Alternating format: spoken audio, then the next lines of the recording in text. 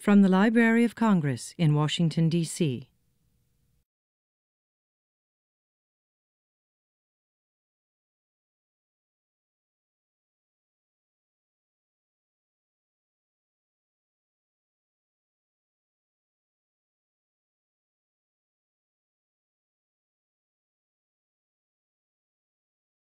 I'm Max Tickton. I teach Hebrew language and literature, Yiddish language and literature at George Washington University. I was not born in Philadelphia. I was not born in New York City, and so I did not know about WEVD when I was growing up. But I'm a couple Shabbosim younger than I am now. My claim to fame is I actually voted for Eugene Victor Debs twice. And then, amazingly enough, I discovered they have a radio station named for him. Let's begin. Our first speaker, as you see following our program, will introduce us to a topic that has to do with putting together two numbers and coming up with a word. 78s. 78s, very special records as such. She has been associated with Klez Camp. As you see, she's a musician, clarinetist. She even works on klezmer charts. Maybe we'll learn what that means. And she's interested in traditional Jewish culture and to read the notes carefully, and it's even got something to do with Hawaii. So please welcome ourselves to ear training Yiddish 78s and the development of an audience for Yiddish radio, Sherry Myron. Thank you. Since pre-industrial times, people have sought out ways to experience cultural and historic events communally. Nowadays, Twitter and Facebook have become the mass media of choice, though for the past 60 years, television was the primary way our society shared everything from news to trends in fashion and music. And before TV, there was, as we've been learning here, radio. Radio was the way people could share their enjoyment of music, comedy, and drama, learn what was happening in the world and how others were reacting to it, and find out about new and exciting people and products. And what all of these mass media I've mentioned so far have in common, apart from their communality, is that they have the ability to react in real time to breaking events. That immediacy is part of what gives them their power. However, even before broadcasting enabled the development of instant and spontaneous responses, commercial recordings allowed listeners to take part in a shared experience of their world. In the next few minutes, I'd like to explore the ways in which Yiddish 78 RPM recordings fulfilled that function and, in effect, created an eager audience for Yiddish radio. One of the most evocative pictures of the way in which the phonograph contributed to Jewish immigrant life comes from Sholem Asch's 1948 novel, East River. In chapter 4, Asch describes how the neighborhood used an empty lot as a gathering place on sweltering summer nights. Someone had had the happy idea of bringing a gramophone out to the yard, and the air resounded with the wailings of old Hebrew liturgical chants. Everyone listened. Even Heimowitz, who had never stuck his nose in a synagogue and considered religion a relic of the Middle Ages, was entranced by the music. He tried to stay at a distance so that no one would notice his enjoyment and twit him about it. He couldn't help himself. The mournful voice of the famous cantor on the record awakened in him a deep nostalgia. Memories of his young years aroused his Jewish blood. Sometimes he would come closer to the gramophone and join the circle of Jews listening to the music. He would even forget his official radicalism and would call out for records particularly dear to him. While the vast majority of Yiddish commercial recordings in the first decades of the 20th century were of Yiddish theater songs, cantorial music was a huge seller to the immigrant audience, as we heard this morning, presumably precisely because it evoked that deep nostalgia for the culture that many of them had had to abandon because of economic pressure and or the urge to assimilate. And what were they listening to? Asch specifically mentions the incredibly popular chazan Yossele Rosenblatt, and it might have sounded something like this 1927 recording of Yale.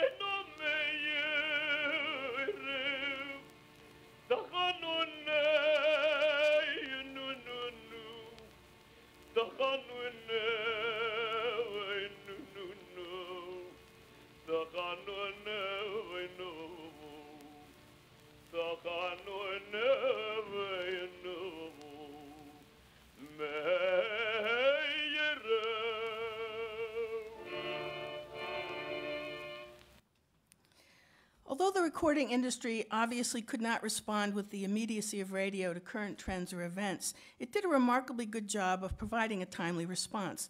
Consider one of the hottest musical phenomena of the 1920s. The song Yes, We Have No Bananas from the 1922 Broadway review Make It Snappy was first recorded on March 31st, 1923 by Furman and Nash for Columbia, and it immediately went the 1920s equivalent of viral. In April, Victor recorded it with Billy Murray and the Great White Way Orchestra, and then the avalanche began. May saw recordings on OK Brunswick and 2 more Columbia discs, and OK released 2 more in June and July. In July, versions in Italian were released by both Columbia and Victor, and Gus Goldstein went on a veritable spree, recording Yiddish versions for Victor, Columbia, and Pathé within the space of about 10 days. By August, a backlash to the ubiquity of the song had begun to set in, as 2 versions of I've Got the Yes, We Have No Bananas Blues were recorded on Victor and OK. The year closed in December with David Medoff's Columbia recording, Gewalt, the Bananas, which offers a satiric look at the whole phenomenon. Even if you can't understand all the Yiddish words, I think you'll pick up on the singer's feelings about it.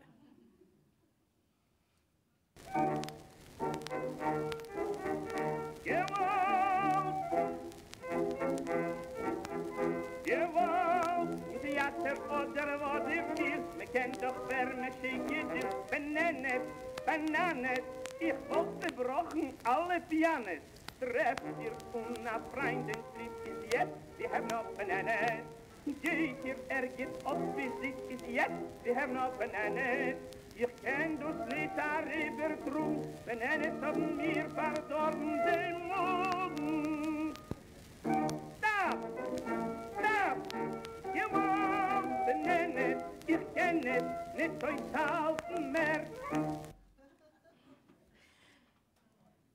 Commercial recordings could also respond fairly quickly to actual events. Although one of the major catastrophes of the era, the sinking of the Titanic in 1912, was widely reflected in mainstream recording, and although several Yiddish songs were published as sheet music, the only reference amongst Yiddish 78s that I was able to find is Yossele Rosenblatt's 1913 recording of the memorial prayer El Mole Rachamim, and the only actual reference to the tragedy is a subtitle you can see on the label for Titanic. The Triangle Shirtwaist Fire was similarly absent from recordings in Yiddish and Italian, which were the 2 ethnic groups most affected by it, apart from one song that was recorded by Simon Pascal a couple of years after the fact. However, there was one event which did not go unnoticed in the Yiddish recording world, and that was the transatlantic flight of Clarence Chamberlain, June 4th to 6th, 1927, on which Charles Levine, a Jew, became the first passenger to cross the ocean in an airplane. Taking place just 2 weeks after Lindbergh's historic solo crossing, Levine's voyage captured the immigrants' imagination and became a major milestone of Jewish heroism. In this photo, Chamberlain is the tall, handsome fellow on the left with the helmet, and Levine is the short, very Jewish-looking man in the jumpsuit. For Yiddish-speaking immigrants living in the shadow of oppression and poverty, this wealthy, adventurous member of the tribe was a shining example of strength, courage, and daring. Perhaps because radio had already begun to make inroads into the collective consciousness, the response of the recording companies was lightning quick. On June 13th, just 1 week after the historic landing, Joseph Feldman was in the Brunswick studio recording eponymous songs about both Lindbergh and Levine. The following day, he repeated his performance for Victor, which also recorded Charles Cohen performing 2 songs about Levine. And not to be outdone, Columbia brought in Irving Grossman to record 2 sides. This is the beginning of that very first Brunswick recording. Brian Charles Levine en Clarence Chamberlain. Hier begrüßt euch im Namen von dem jüdischen Volk.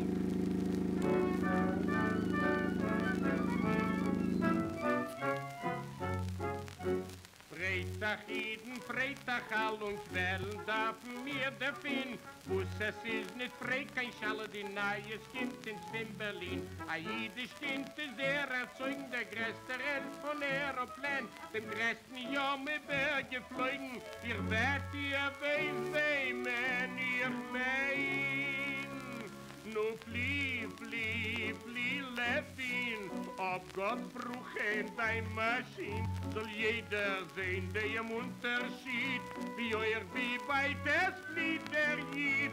Flie, flie, flie. dein Freund Clarence Chamberlain. Gewinnt soll sein neuer jeder Glied, a du's wünscht euch der Jed. While recordings clearly had a place in interpreting specific events to the community at large, it was in reflecting the overwhelming concerns of the era that commercial recordings achieved their greatest effect as a mass medium. In the decade before radio, one of the most poignant of these concerns for Jewish immigrants was World War I. From the moment war was first declared in Europe in July 1914, it became an important subject for the Yiddish theater in the United States, and performances often became the hub of war relief efforts. Unlike the Levine songs, most of the war-themed material on commercial recordings, in fact, came from the Yiddish theater. These early plays reflect the somber mood of the Jewish community as emigration was curtailed and families in Europe were affected by the conflict. Perhaps the most important and most frequently recorded piece in this genre is David Meyerowitz's Tefillah LaMilchama, War Prayer, from December 1917. Recorded by Joseph Feldman, Anna Hoffman, and Yossela Rosenblatt, this song reflects that most profound of Jewish concerns, the plight of parents whose children are in danger. This is Anna Hoffman's version.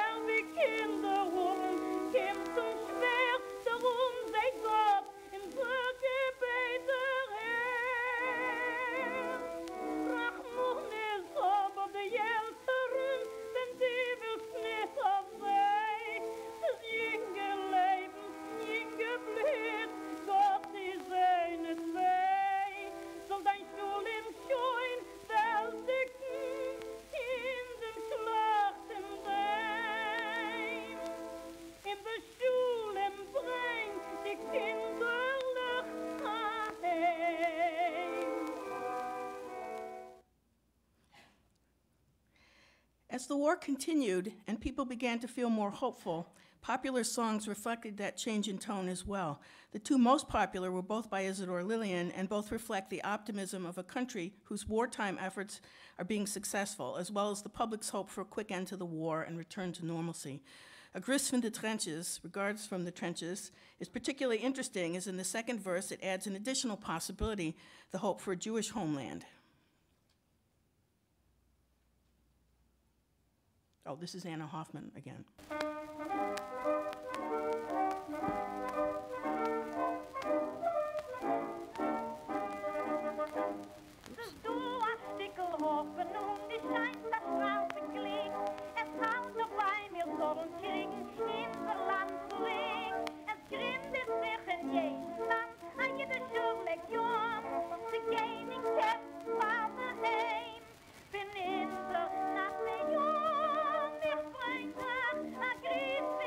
I apologize, this is the wrong translation.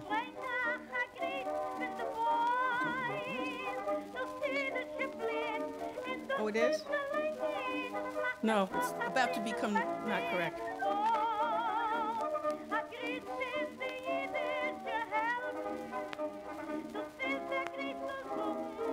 It says, I bring you a greeting from the Jewish heroes.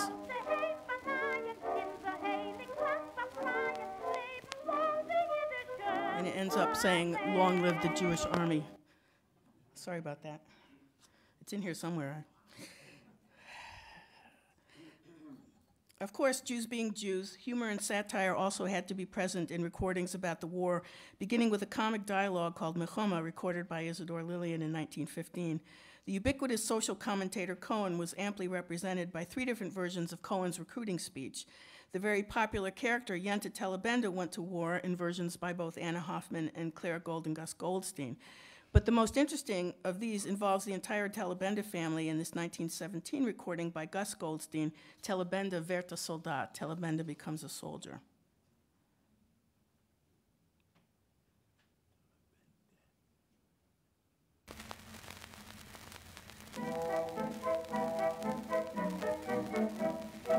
Jente Telebenda man war, Jacheselmann Tochter, $10 man sehen, dem Taler Herer vielleicht etwas sagen. Ich will auch sagen, als ich bin geworden als Nolge. Und nicht nur ich bin geworden als Nolge. Noch geht alle Tote do. Moishe der Lunge, Chaim der Krimme, Pavel der Reuter und Getzel der Kerze. Sie sind auch geworden als Nolge. Und wir alle zusammen, wenn wir schreien nur ein für Amerika. Wir werden schreien, three cheers für Amerika. Wir werden auch so lang fighten, bis dann wir werden gewinnen. Hooray voor mijn tatten. Mazels dat der Mama, die das Bauch laden an Almune. En ich will suchen Kaddisch, ich will suchen Kaddisch. En ich will mal neuen Taten. Oh ja, der Tate wird sterben. Wird man nie machen, als das schöne Lebeie. Die Tag, man Tate, die Lebende, wird der General. Also, im Mendele, die geht schwer nach Solche, die wird schwer meine Putte. Ich verstehe dann, Käpperle. Ich wünschte, als Amerika so gewinnen, die Milchumen, die so verlieren an euch. This is very Yiddish and also very dark.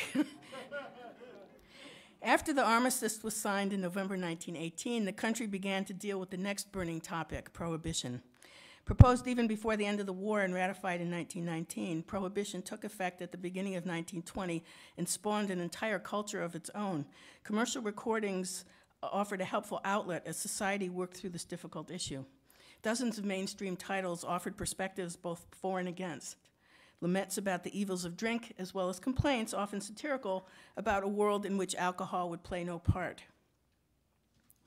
In the Yiddish world, the response began just after ratification with Gus Goldstein's May 1919 title, and continued with recordings by Rose Rubin and Sam Silverbush. The following year also found Cohen, the great social commentator, expressing his views through both George Thompson and, as we will hear, Monroe Silver.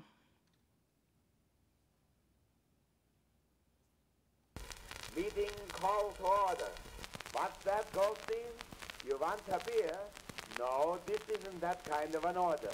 I'll give you two orders. Get out and stay out. This is a prohibition meeting. I'm here to tell you all about prohibition. Does anybody want to know what a prohibition is? What do you want to know, Levi? What is a prohibitionist? A prohibitionist is a feller with water on the brain and whiskey in his cellar. One of them fellas that's always yelling, keep whiskey down. Well, he's right. We should keep whiskey down. What's the good of drinking it if we can't keep it down? And where would this country be today if the prohibition fellas had their way? Where could we get the spirits of 1776? Finally, commercial recordings reveal that the Yiddish community responded with typical humor and irony to the next great thing, radio itself. As one might expect, Cohen, as voiced by both Joe Heyman and Monroe Silver, had much to say about the newfangled invention. In Cohen Listens In on the Radio, recorded in 1922 at the very beginning of commercial radio, Heyman offers a look at the confusion and dismay of the listener in the presence of the new and somewhat mysterious technology. Hello, broadcasting station, WYU calling, WYU calling, WYU calling. I hear you calling me. Our concert is now beginning. The first item is by the Wigan Military Band. Abe, open the window, quick. Soldiers coming. What? Is that so? It's the wireless music. Ain't it wonderful, my boy? Just give it a listen. It's perfectly magnesia. Continuing the Daily Dispatch broadcasting, next item, Mr. Herbert Smith will sing an excerpt from Il Trovatore. Say, Mr. Smith, wait a minute. I'm listening to the band just now. All right, go ahead. I'll fix it. With one ear, I'll listen to you.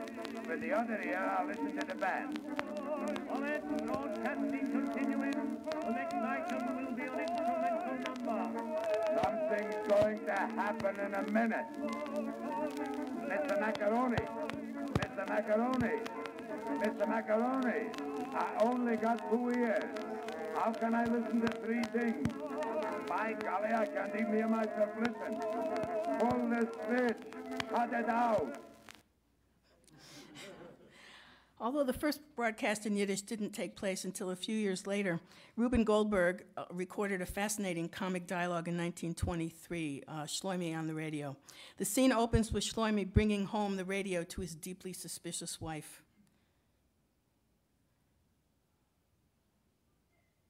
Mach auf, ich hab gekauft ein Radio-Maschine. Kann bessere Sachen zu schon gekannt kaufen, sehen aber ganzer Janscha. Druten, Kästerlach, Lämperlach, weiß mir, die Kinder und sich die Kalitschen Fingerle. Nein, alle hab nicht gemeuren, man weiß doch nicht Kalitschen, ob gemeuren ist. Mich schicken aus der Tumult, weiß, wenn ich das zu Danger am Käufchen, etwas Lafisch, a Phonograph, nicht kann Radio, Schmedio. Wart, Weiberle, dort stell ich jetzt zu mir, was die Boden etwas hören. Ich seht, mit Radio-Botten, oh. After they listen to a bit of Caruso singing, she kind of starts to warm to the experience a little bit. Gewalt, der Caruso für jener, wenn singt er doch fast dir ein Radio auf meinen Kopf. Scha, mach nicht kein Gewalt. Oh, dreh ich scheue nieder, oh, sie seht. Da, her, ab Niederle spielt er. Oh, ich spiel so teuer, ich wollte sich auf die Kiste finden. Ruhe! A fremden Mann kischen de Finger. Und das steht ja nur, dass ich mir verglist, der Radio. Ist das nicht daran? Long her. However, when all is said and done, both of them remain at bottom unimpressed. Weet ik, is mir auch so, die ganze Radio.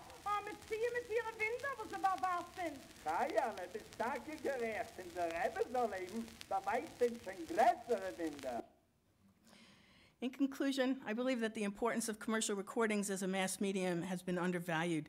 Among Yiddish-speaking immigrants in the early 20th century, these recordings clearly offered a way to experience their world communally and to help them deal with their experiences living in their new country. Thank you.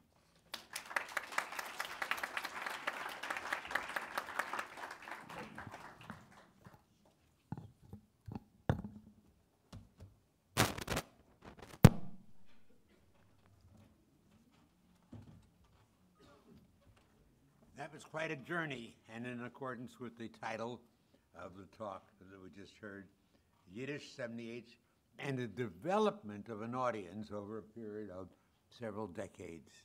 And now we can switch to something a little different. If you have any questions, we'll have to save them for the very end. But we want to do some culinary ethnography. There's a combination to savor. Can food sound Jewish? Cooking, eating, and advertising food in the Yiddish radio. Eve Jachnowitz.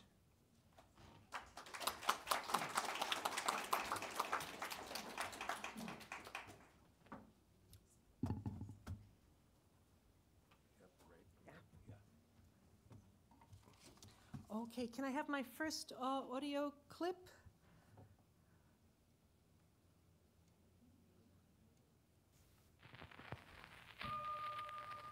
M-A-N-I-S-C-H-E-W-I-T-Z. Manischewitz, the traditional matzah for Passover.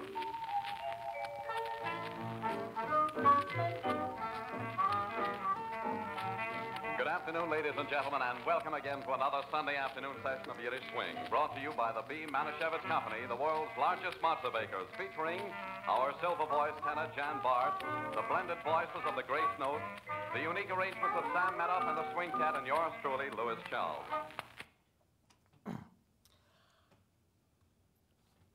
Since the beginning of the last century, the medium of Yiddish language radio has carried the sounds of Jewish and not-so-Jewish foods to awaken the appetites of listeners.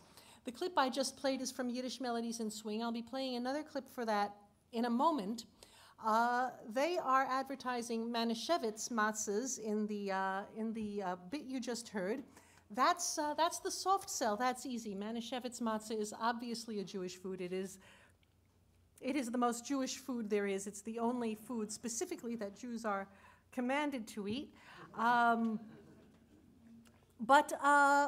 the medium of Yiddish radio uses sound to make foods that are not so obviously Jewish sound Jewish. The first day of the of this symposium, we spoke a little bit about the intimacy and the immediacy of radio. In understanding media, Marshall McLuhan identifies radio as the hottest of the hot media. It is a medium that engages only one sense, only the sense of sound, and creates a particular kind of intimacy that you do not have in media with lower resolution or more sources of sensory input. In the original Yiddish, he wrote, Der Medium is der Musserhaskell. Culinary programming on radio faces the difficult issue of making accessible the multisensory experience of cooking through just one sense, the sense of sound. Yiddish and bilingual programs on Jewish radio compound the complexity of synesthesia with the issues connected with code switching, both linguistic code switching and cultural code switching. Advertisements for food on Jewish media attempt to connect Jewishness to the product to the extent the medium allows. Now, in the next two cuts, we're going to hear an intro to Yiddish melodies in swing. We're going to hear the voice of the announcer, and you will notice that it is completely free of any Jewish markers. In fact, it is so unmarked that it's almost markedly unmarked.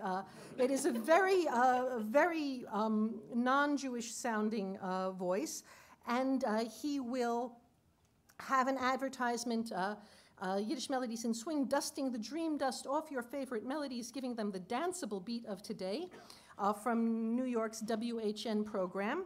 It is bilingual both in language and in its combination of Yiddish folk melodies with the sound of today. The show is sponsored by Edelstein's Tuxedo brand cottage cheese and features performances by the Dairy Maids, Pert and Gay, the Barry sisters, and the Dairy Smooth Orchestra. Yiddish melodies in swing and other bilingual programs on Yiddish language radio in the war years and immediately adjacent negotiate both in fun and in earnest the language gap and the cuisine gap between Yiddish-speaking immigrants and their American offspring. And that is the gap that will be addressed really in all the examples that you will hear. Now, in this next clip, we will hear Mr. Charles, and then we will hear what seems to be a comedy routine. Perhaps somebody in the can understand it and explain it during the Q&A. And then we will hear Pert and Gay sing Verenikes. As Miriam Isaacs mentioned, this is a song where the punchline is in Yiddish. The verses of the song are translated into English. This is a song about a milchik Jewish food to go with the cottage cheese advertisements. And then the raciest verse, the last verse, is in Yiddish. And this again shows that the Yiddish already in 1939, when this particular episode was aired, is becoming a language where speaking the language is as much about the language itself as the information being conveyed, what Jeffrey Chandler calls a post-vernacular language. Let's hear these next two clips.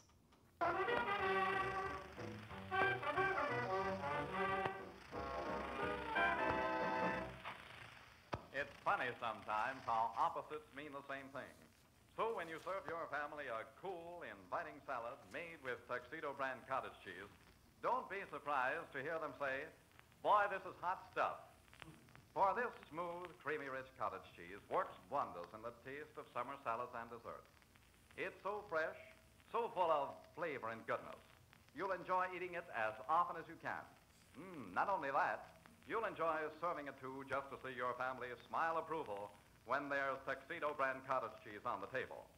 This is the cottage cheese that's making news with its fast-growing popularity. So the next time you plan to serve cheese, make it Tuxedo brand cottage cheese. And when you feel the need for a refreshing snack just before you go to bed, try a glass of tea or milk and some Tuxedo brand cottage cheese on crackers. And when you go shopping tomorrow, stop in at your grocer's or dairyman's and ask him for Tuxedo brand cottage cheese in the summer pack seal-right cup that keeps all the dairy freshness sealed right in. And by the way, let me remind you of another delicious summer treat. Tuxedo brand homemade style pot cheese and cream. You'll enjoy the special kind in salads or with fresh cut vegetables and cream. And for cooking and baking, you'll get extra flavor in all your cheese dishes and cakes when you use Tuxedo brand pot cheese in flakes. Going my way, Mr. Charles. What's the matter, Sam? I can't get a hitch, but I know how to stop a car. How? I'll walk right out in the middle of the highway and stop one. Hey, do you know what'll happen if you walk in the middle of all those speeding cars? Sure. I'll be an accident statistic. While Suicide Sam becomes a part of the highway, the dairy maids smash the gloom with a new interpretation of Varenicus.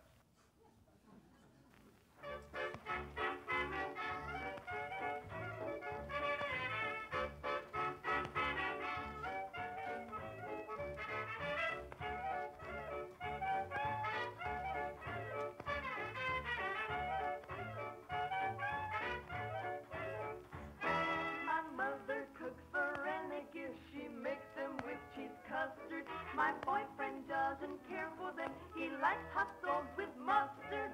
Hi-ho, Varenicus. Hi-ho, cheese custard. Hi-ho, Varenicus. Hot dogs with mustard.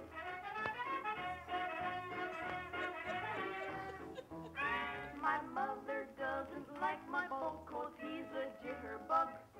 But then my mother doesn't know how he can kiss and hug. Hi-ho, Varenicus, hi-ho, a jitterbug, hi-ho, Varenicus, but he can kiss and hug.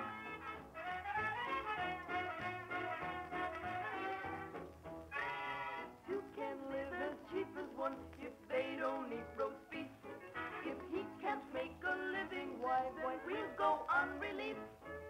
Hi-ho, Varenicus, hi-ho, roast beef. Hi-ho, Varenicus, then we'll go on relief.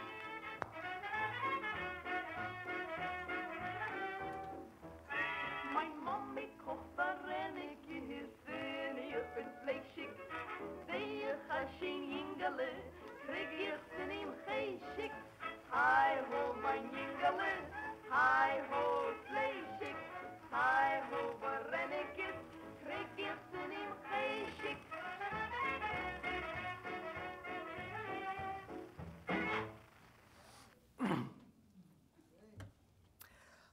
Fleischig, cheshik, beef relief. The last verse is talking about the Yiddish expression, man hat sich schon fleischig gemacht, referring to the tradition that one does not, you're not allowed to have dairy products 6 hours after having meat, and more generally, sich machen fleischig is to screw up, to do something you cannot undo. Hot dogs with mustard turns up in countless other bilingual comic songs. It's the stand-in, the representation, for American food. It's in a Chazendel in America, Beans and Cornbread, a song from the African-American tradition, which also mentions Jewish food, matzah balls and gefilte fish. Ethnomusicologist Mark Slobin has noted that language and culinary bilingualism is used in immigrant songs, again, to bridge the gap, the culinary and language gap between the parents and the children. The next show I'm going to talk to you about, unfortunately, is the one that I don't have a recording for, but I will tell you what was on it. This is the show Meet Miriam Cresson, which aired also on WHN in New York into the early 50s. This show combined interviews in Yiddish with occasional English interviews or apparent interviews with celebrities. The advertisements for Campbell's Soup, a product for which kosher certification at that time did not have certification at that time, are filled with Lashon Kodesh words and references to Tanakhic themes, imbuing this food with audible kashrus. The program, which I unfortunately am not going to play for you, is from June 1951, and it includes a commercial disguised as one of these interviews in the content of the program. Cresson asks a guest to explain the meaning of the word duchen. The guest explains that the word duchan literally means platform, like what we're on right now, and explains further that in the days of the temple, the Kohanim, the priestly caste, stood upon a platform to bless the people of Israel, and that the term came to be used for the blessing itself. How are we going to get to Campbell's soup? From here, you are wondering. Cresson expresses suitably appreciative interest and goes on to say that just as a duchan is a suitable platform from which the priests can bless the children of Israel, so too is a summer meal the ideal platform for Campbell's soup, because even a cold meal requires one hot course. And then there is a lovely little swing tune, ein Heesgericht, one hot course, about how you need to have one hot course even with a cold meal. And then it ends with a Yiddish version of the Campbell's soup jingle, gut, gut. Campbell's soup is immer gut, non-standard Yiddish, but what the audience would have been used to.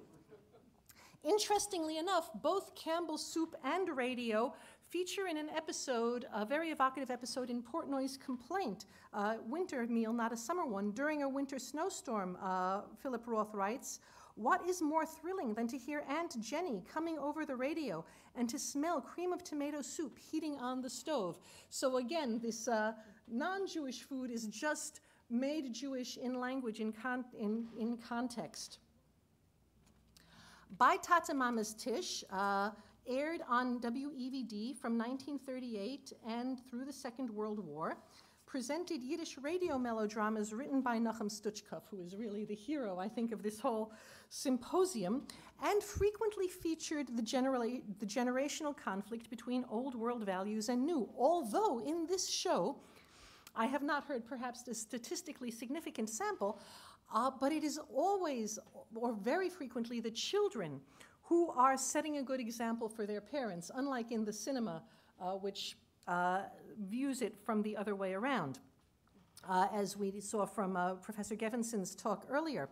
Stuchkov exercises his lexicographic virtuosity in the advertisements for Manischewitz matzah that accompany the programs, filling them with colorful Yiddish expressions and adjectives, never repeating himself over hundreds of broadcasts. The commercials themselves are literary masterpieces as much about language as they are about matzah. Last night we heard a clip from the drama. I will play an intro, including the advertisement. This is from 1939. And you will hear again, you'll hear the music introduction to the program that you heard before. The orchestra, the live orchestra on stage, plays music that tells us that this show is very serious, and that tells us also that the content of this show is very Jewish, as the trumpeter imitates the sound of the shofar call. And then the orchestra, this large live orchestra, sits there for half an hour, and then they play, the trumpeter just plays the closing theme at the end. We will notice the synonyms for the excellence of the matzah, and you will note also that Stuchkov uses an interesting non-standard word that he would, I'm sure, never have used in his real life. Number 4. No? Not there. Okay, forget about that. I have it here. Can I play it from this? Will it work? Yeah, the audio plug is right down there. Okay.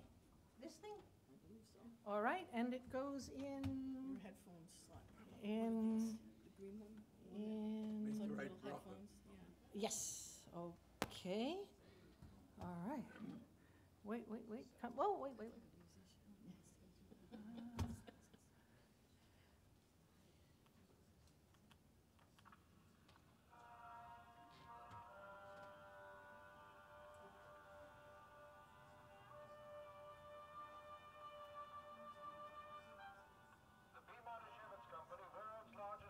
It's Max. It's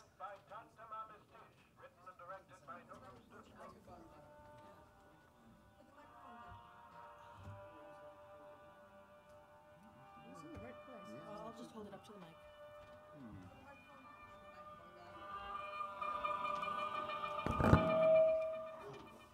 Seien gegrüßt, jüdische Zuhörer von der Manischewitz Matze Company, die Firma, welche besorgt dich ganz gegen die Kür mit ihren feinen und betamten Matzeprodukten. Diese Achtungen derzeit sind ihr euch ein, jüdische Kinder, eingeladen für sie. Sie verbringen mit uns eine halbe Stunde bei Tata Mamas Tisch.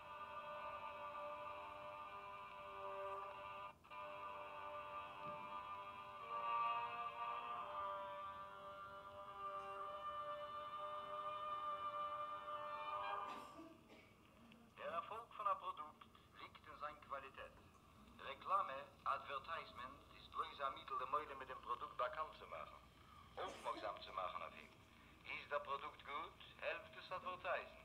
Ist der Produkt schlecht, wird ihm kein Tute ruhig nicht helfen. Die beste Reklame für die Manischewitz-Matze-Produkten ist sehr ruhige, feine Qualität und sehr ausgezeichneter Mechanik-Katan. Wenn ihr nehmt das Stückchen Manischewitz-Matze in Hand rein, seht ihr gleich, ihr hat für sich etwas recht. Schön, klug, Leute, ausgebacken. Ihr geht im ersten Bissen, fühlt ihr Adussides. Frisch, kruchle, Geschmack in 1000 Tamarik. Und ihr wird in kein anderer Matze nicht kaufen. Dasselbe ist, wenn ihr kauft ein Päckchen Manischewitz-Matze-Mehl für eure Machulung in Patrabes. Sehr Leutigkeit und Einformigkeit, sehr Perligkeit und Klurkeit, sucht jedes, dass der Matzemehl ist nicht gemult für keinen Bracken Unfall, nur für ganze frische Matzes. Und dasselbe ist mit allen anderen Manischewitz-Matze-Produkten. Alle trugen auf sich den Stempel von Feinkeit, von Echtkeit und Reellkeit. Ist ein Wunder, was Manischewitz-Matze-Produkten sind als sehr populär und beliebt in tausender jüdische Hemen über ein Land. Jeden sind immer Wienem aufgeht, überhaupt wenn es kommt zu der Achille, zu speisen. Ob sie wollen das Beste im Matze-Produkten, werden sie von keinem anderen nicht sprechen, wie für Manischewitz. Okay.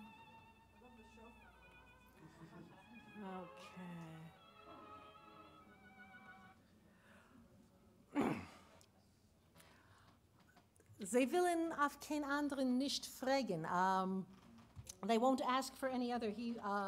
Very non-standard use of that word, but he is making democratic the language of the ad, even though I am sure he would never have used this in real life. Steht sich nicht up von Klal Yisrael. Do not separate yourself from the people of Israel by buying some other brand of matzah.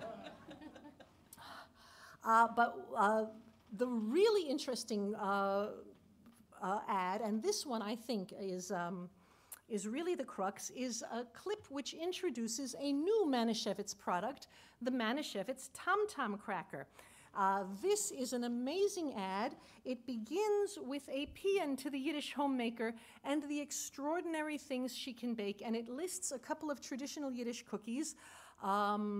Stoniklech, boire mine mezonimlech, anything over which you make a certain kind of blessing. Shkutzimlech with mun. I will answer questions about these names in the Q&A, if there are any. And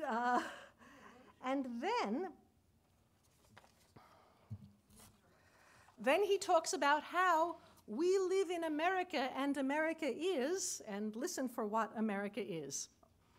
Number 6. Number... Jüdische Frauen sind wie bewusst größte Spezialistkes auf Backen. Sie trachten nach Haus der österlichste Lacketkes, Kuckerlach, Stoniklach, Beure mit einem Säuneslach, Kischerlach, Uverlach, Schkutze mit Mohn und wuss nicht.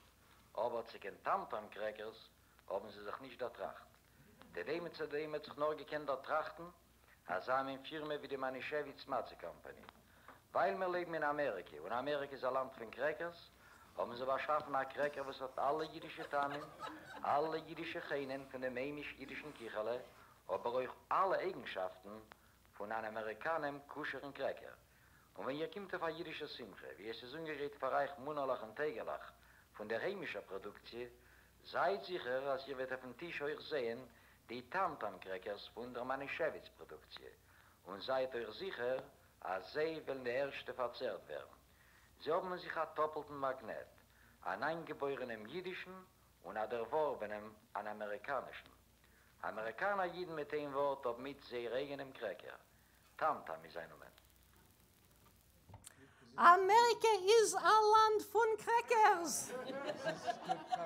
That's Stutchkaf again. Yes, no unfortunate irony in the Yiddish original.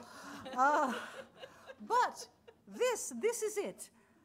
They have in sich a doppelten Magnet an eingeborenem Jüdischen und an erworbenem an Amerikanem, a Jewish nature and an American nurture, a Jewish lineage and an American upbringing, just like whom? Just like your children. These crackers are the future.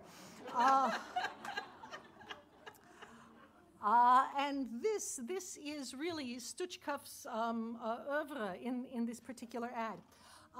My next piece is from, I'm sure, sorry? Oh, in the Q&A, we'll talk about the cookies in the Q&A. I'm sure many people here still remember Ben Basenko from WEVD and the Forwards show. He was broadcasting into the 60s. He is, like Stuchkov, also a very skilled and talented and popular broadcaster. Unlike Stuchkov, he does not have the deep commitment to the products he was obliged to promote on the air. As you will hear in this Kogel ad from 1965, you can almost picture the producer possibly armed, standing over him to make sure that he reads through the script. The Kogel.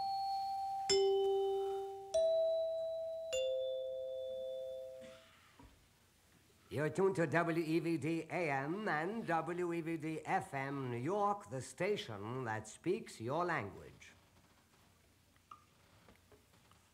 Mit Eier der Leibniz, ein paar Wörter von Ben Basenko. Meine paar Wörter Heinz eine wie jeden Sonntag in der Zeit, in Nummer von der Produzierer von Kogel.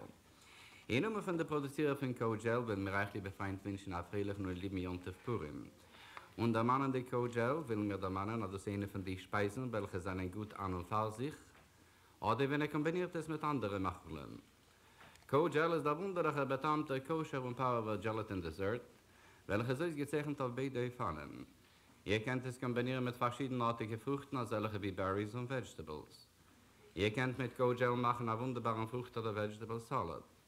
Ihr könnt es auch kombinieren mit Cottage Cheese oder Reis und Tomatoes und heutigen Jontef Purim sicher, wird es ein Muletam mit euren Humentaschen. Mit dem Wort habt ihr alle Bustet noch ein bisschen Fantasie. Seine die Möglichkeiten unbegrenzt.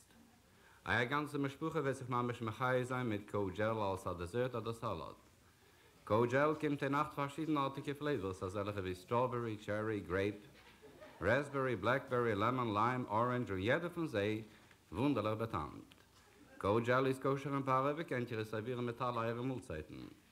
Da seid sicher anzukaufen Kogel, K-O-J-E-L, bei einem großen oder Supermarkt. Schafft euch ein etliche von den 8 wunderlichen Fruchtflavors von dem Produkt, welches wir rekommendieren und propagieren. Yeah. Little cut off.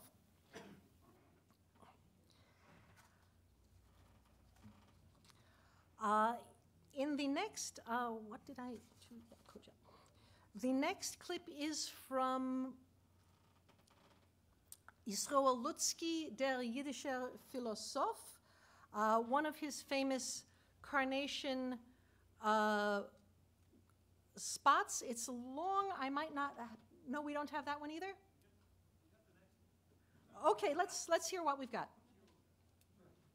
Meine teure Freunde, es trifft sehr oft, als zu Liebkinder wird ruhig ist zwischen dem Taten mit der Mammen.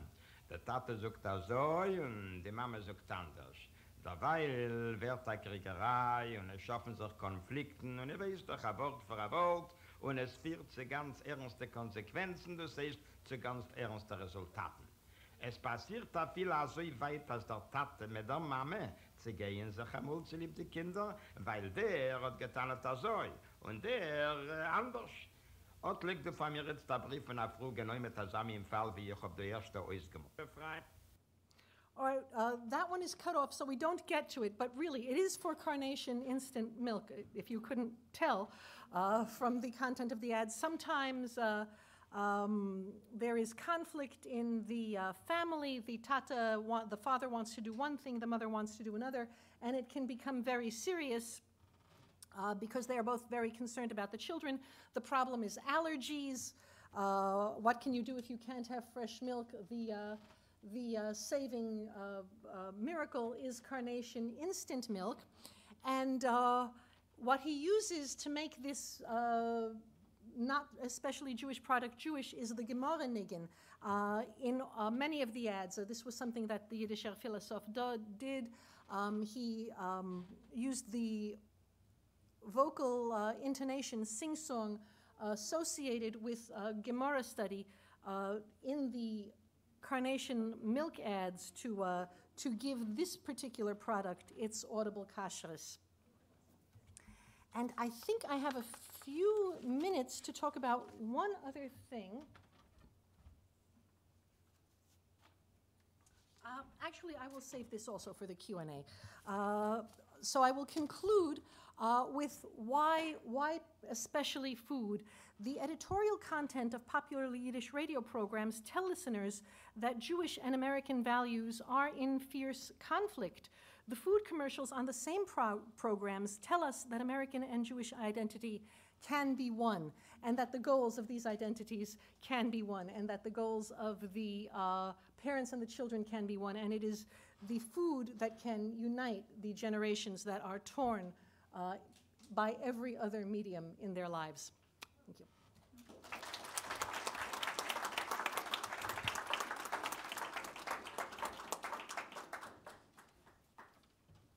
As you may have seen in the notes for our speakers, Eve Jochnowitz is involved in a blog which is called In Mol Aran. Goes right into your mouth, or Mol Aran. Yes. Okay, instead of Aran. And we heard the voice of Stuchkov, and I saw the face of Miriam, whom I think I've seen perform, but whom I'm meeting now for the first time. Nachum Stuchkov, a culture hero of mine whom I wish I had met, but I haven't. We'll hear about him now, but you have to understand this man of extraordinary high energy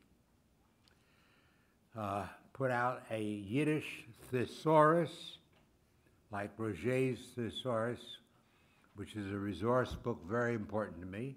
He also put one out less well known, for Hebrew language, big fat volumes.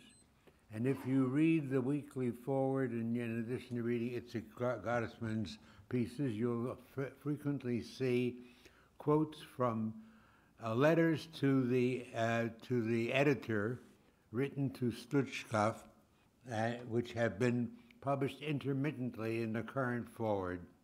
Delightful reading, absolutely delightful Yiddish. But we will hear now Yiddish drama and the work of Nachum Stuchkov. Miriam, Amanda Siegel.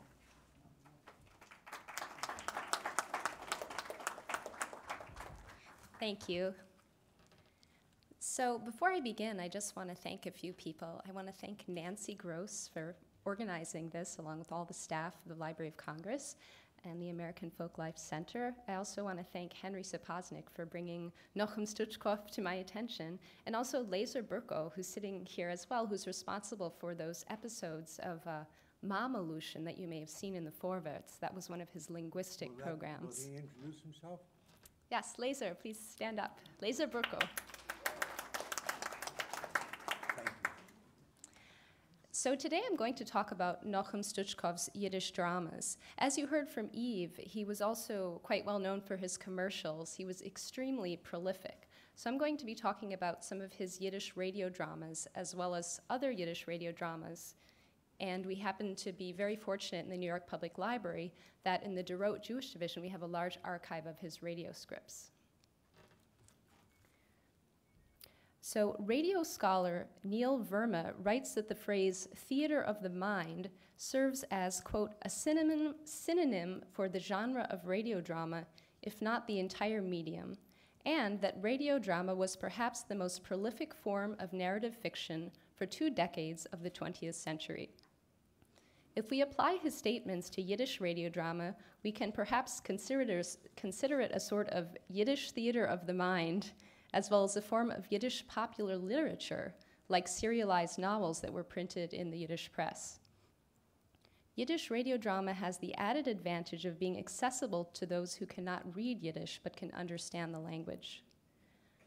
Verma also writes that, quote, during the golden age of this genre, radio dramatists confronted the caprices of their medium, invented ways to guide listeners in stories, and also spoke to upheavals precipitated by hardship and war. Yiddish radio drama also played a specific cultural and social role for its listeners, 3 generations of urban Jewish immigrants and their descendants, who, like many Americans, listened most heavily to the radio during the Depression and the Second World War. Henry Sapoznik has noted that, quote, the Yiddish audience didn't want to escape from their lives. They wanted something that brought them into their lives, into the problems that mattered. Yiddish language radio performances, as it's also been mentioned today, often create an intimacy between the performers and the audience based on the shared language and culture.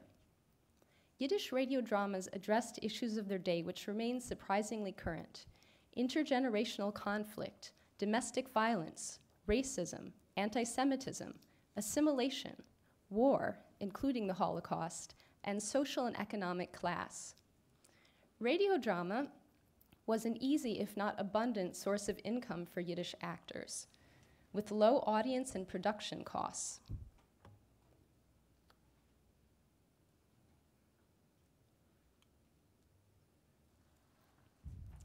It required little, if any, rehearsal and involved less artistic risk than live performances. Consequently, many actors felt that radio work had a low status. Some prominent Yiddish actors, such as Bernard Lumet and Herman Yablokov, first appeared on the radio anonymously because they didn't want to be seen as compromising their artistic standards. And Molly Picon, although she appeared frequently on the radio, didn't see fit to write much in her memoirs about that.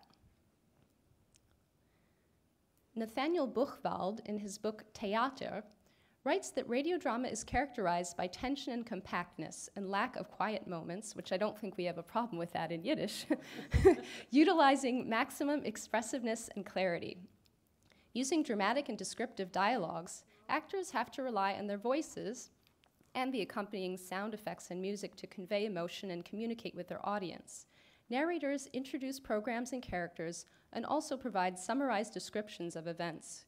Music plays an important role in conveying moods, locations, and the passage of time.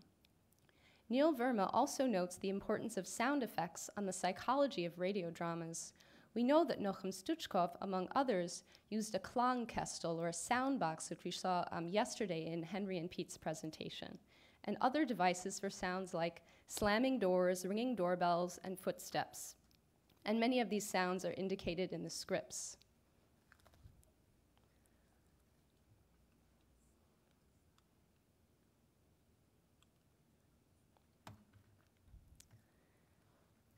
Yiddish radio drama includes original works specifically created for radio, as well as adaptations from Yiddish literature and stage plays for the radio.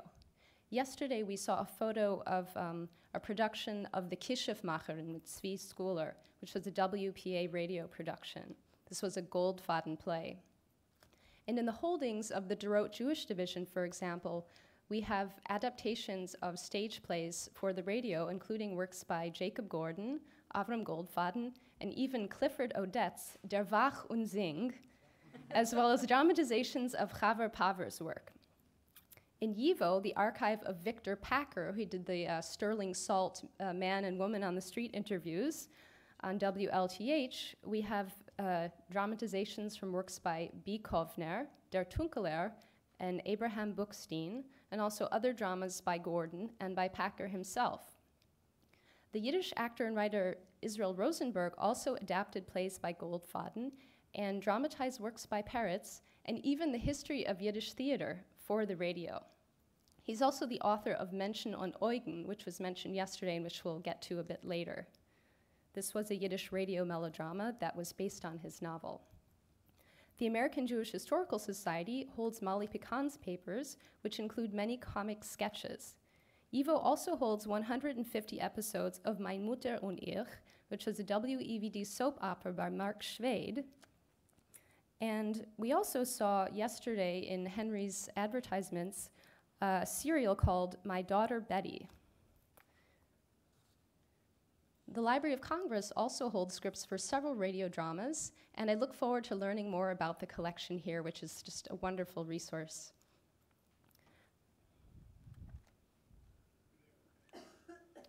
So the slide you see now is a Yiddish radio schedule from about 1935, and it includes advertisements for Der Bronzewiller Seide, which was a program by Baruch Lumet that he wrote and starred in, as well as Bei Tate Mama's Tisch by Nochem Stuchkov.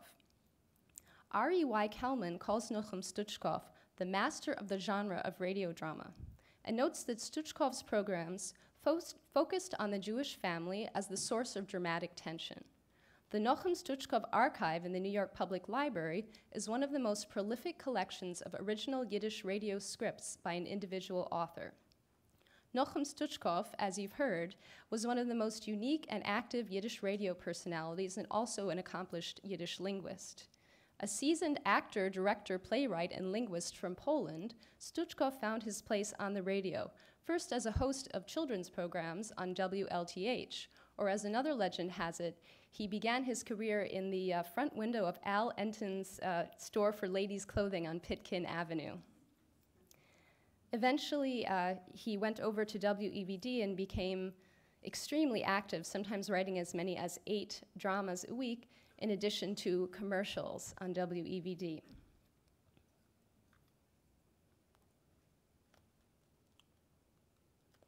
This is a commercial, it did have a commercial actually for Roman's 5-Minute Spaghetti, which was the sponsor of this children's program by Nochem Stuchkov.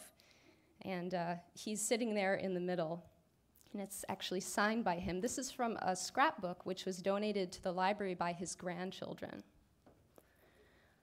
So Nochem Stuchkov's archive in the Derot Jewish Division includes radio plays and commercials, original and translated stage plays, manuscripts, and correspondence. And now for a brief word from our sponsor, or as we say in Yiddish, Liebe Zuhörer, wir müssen jetzt abhaken unser Programm für sehr wichtigen Message. The Jewish Division holds many other relevant materials: Yiddish books, periodicals, and ephemera, published and unpublished Yiddish plays, manuscripts from the repertoire of Boris Tomaszewski, theater posters and programs, memoirs and oral histories of Yiddish actors, including those who worked in radio, such as Miriam Cresson, Seymour Rechtzeit, Molly Pecan, and Baruch Lumet. Please contact me more to learn more about the collection and about our new book, which I just have to put in a plug for this and present this advanced copy to the Library of Congress. This is our brand new book, which will be available to the public in October, Jews in America, From New Amsterdam to the Yiddish Stage. And now back to our regularly scheduled program.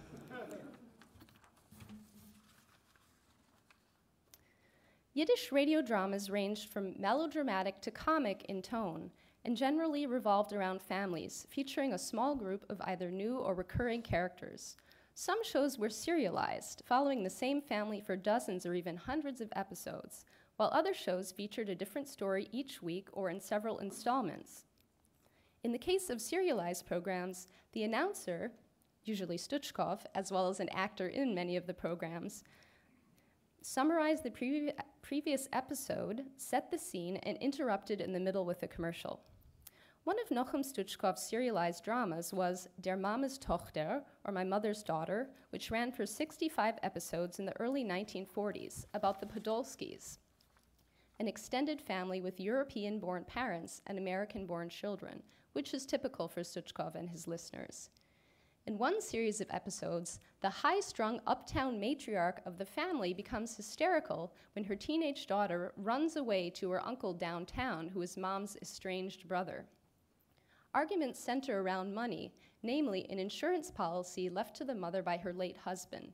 Should she invest it in a business, or in nice clothes so she could catch another husband, or for her daughter's education?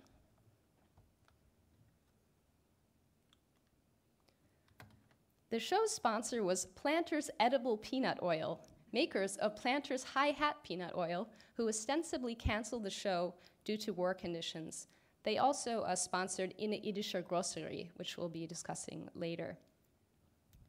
The cast listed in the last episode includes Nochem Stuchkov, Celia Budkin, Misha Stuchkov, or Stuch Jr.,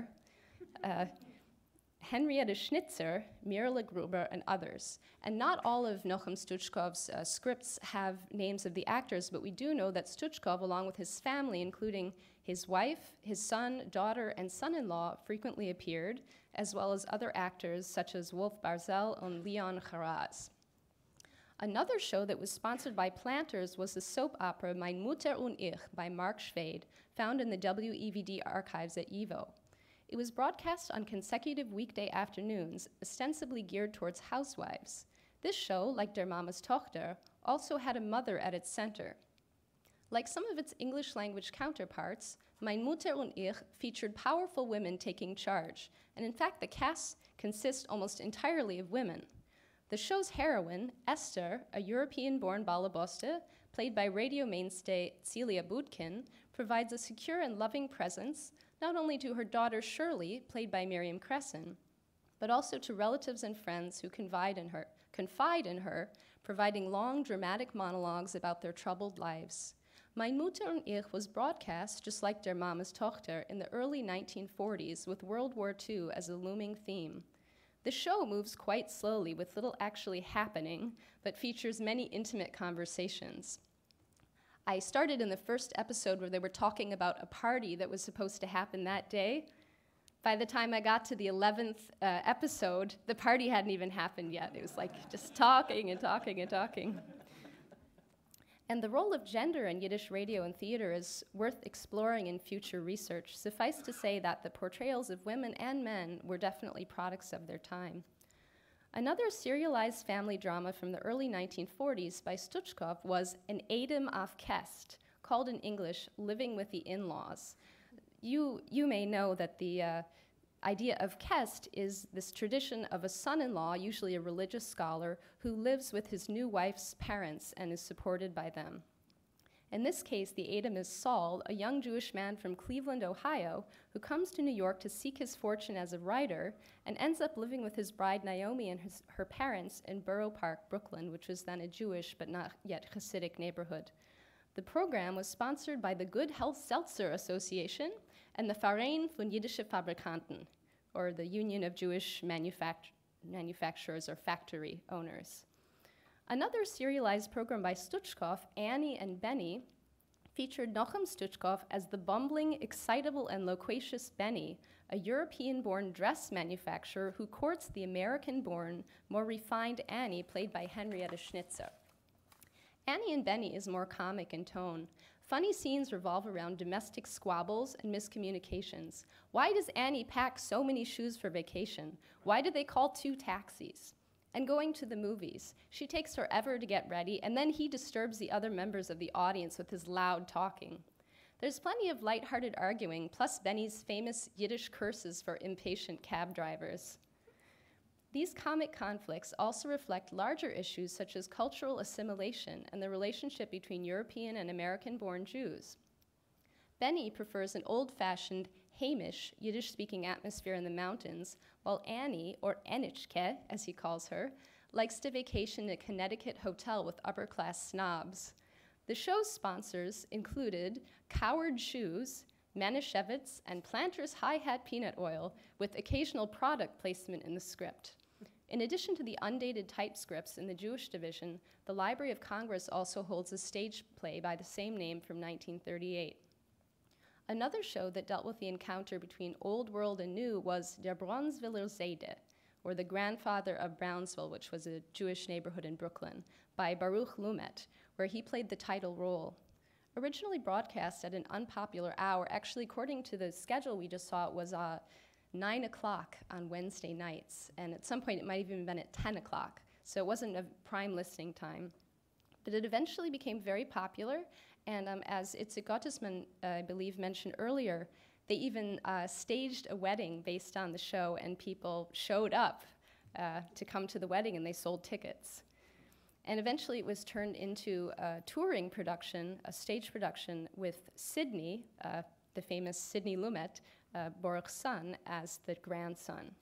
And a sketch with the title of the show is also in the Library of Congress. Another comic serial was In a Yiddischer Grocery, or In a Jewish Grocery, a Nochem Stuchkov show from the late 1930s featuring the Simon family, proprietors of a grocery store in a poor Jewish neighborhood during the Great Depression. Chaim Simon, the main character, who's played by Stuchkov, is a harried yet soft-hearted grocery man who is often fooled by dishonest customers. Chaim and his wife Rivka have a son, Harry, or Herschel, a college student whose lessons are frequently interrupted by grocery deliveries. A range of customers provide comic relief.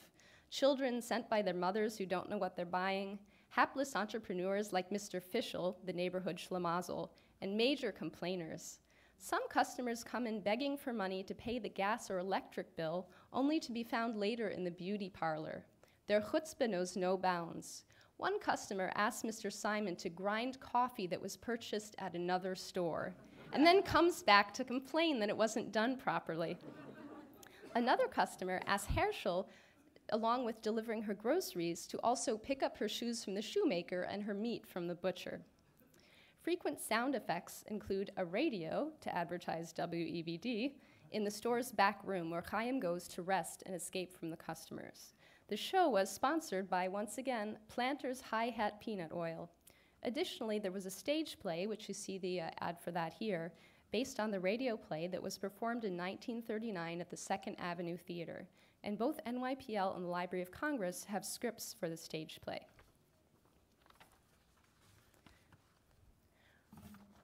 Ari Y. Kalman writes that Stuchkov's departure from serialized programs enabled him to develop his most popular program, By Tate Mama's Tisch, or Around the Family Table, broadcast from 1935 to 1940.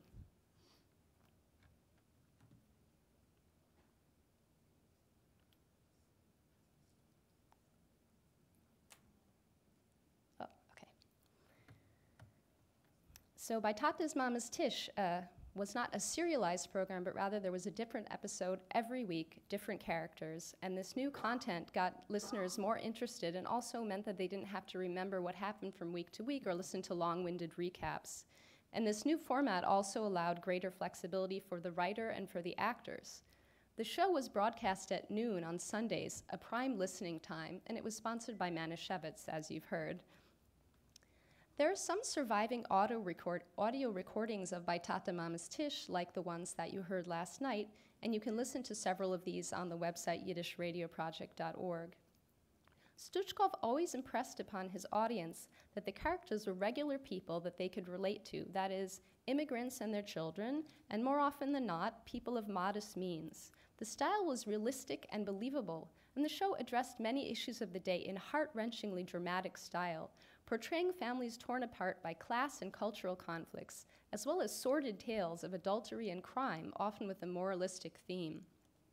A stage production, which you see an advertisement for here, was performed in the 1938-1939 season, and the Library of Congress holds 2 scripts for the show. One reviewer, William Edlin of the Tog, called it the first Yiddish play that can interest Jewish-American youth. Another melodrama, which was actually a serial, was Menschen und Eugen, which we saw a picture last night of Israel Rosenberg, the author of that melodrama. It was broadcast in 12 parts on WEVD radio in 1941, and it starred Rosenberg's daughter, Betty Perlov, as a beautiful young woman whose life is changed forever after a terrible accident. Menschen und Eugen was also performed as a stage play, which was actually Betty's debut on the stage during the 1940-1941 season. The stage play also featured Yiddish actress Vera Rozhanke, the mother of Betty and wife of Israel, herself a longtime radio personality on WEVD under the moniker Die Jiddische Schickse. Nochem Stuchkov's melodrama Zores bei Leiten was, like By Tate Mama's Tisch, not serialized. It had a different story each week, a different tragedy, and occasionally one that continued for a few episodes. The show's sponsor was not a commercial entity, but a charity, the Jewish Chronic Diseases Hospital, also known as the Culinary Yiddische Sanatoria, which provided a place for the chronically ill whose families were unable to care for them at home. The show's main motivation was to inspire sympathy for the characters, who were based on real people and real cases, and to donate money to the hospital. The names of donors were read aloud on the air. The stories and characters were varied, but the show often focused on the effects of illness, both physical and mental, on families. In one episode, a young man who is drafted for World War II seeks a place for his disabled sister because they are orphans and there's no one to care for her. In another, a father who is a sole breadwinner for a household suddenly collapses and the family is thrown into crisis. And actually, when I asked Donnie Pfeiffer a longtime WEVD listener, if he remembered that show, he says, oh yeah, you know, they would start up and everything was fine, and then mit dem Mol hat Emetzer weggehallischt and schoin. So he remembers that it would start up and everything was fine, and all of a sudden someone would just collapse and everyone would be thrown into crisis. Interestingly, some episodes deal with Holocaust survivors, such as the story of Belke, a young woman who was separated from her birth mother and raised by her mother's servant in Poland. After the war, in America, Belke miraculously meets her long-lost birth mother in a New Jersey hotel. In another episode, Neuech, the sole survivor from his family, comes to his American relatives after the war. He is tortured by traumatic memories and ultimately loses his equilibrium and is unable to function normally. Neuech's story, like many, was presented as a case brought before the hospital's board of directors, urging them to be compassionate and take him in.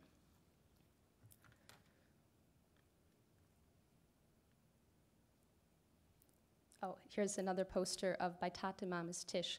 Just to show you some of the actors that played in it. In the bottom right corner is Misha Stuchkov, Nochem Stuchkov's son, who later went on to a career not only as a Yiddish actor on the stage and in film, but also became a scriptwriter and wrote for shows like The Brady Bunch and The Flying Nun under the stage name Michael L. Moore. And in the upper left-hand corner is Celia Adler. So this is from the stage production of Bei Tate Mama's Tisch. So the sponsor of Zores Baleiten, the Jewish Chronic Diseases Hospital, or the Brooklyner Jiddischer Sanatoria, Nochem Stuchkov became ill later in his life, and he actually stayed at the hospital for a while, and they took care of him.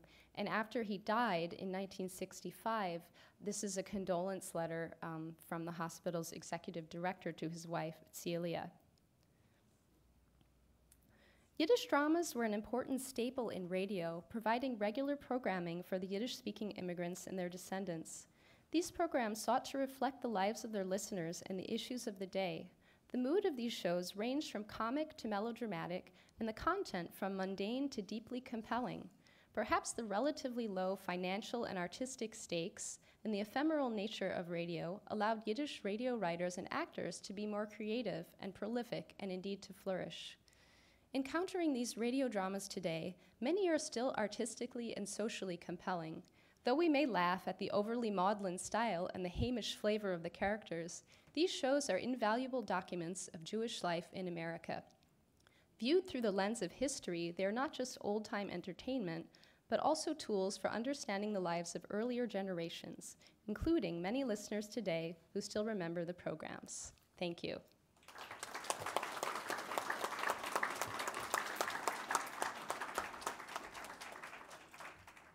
These are your materials, too.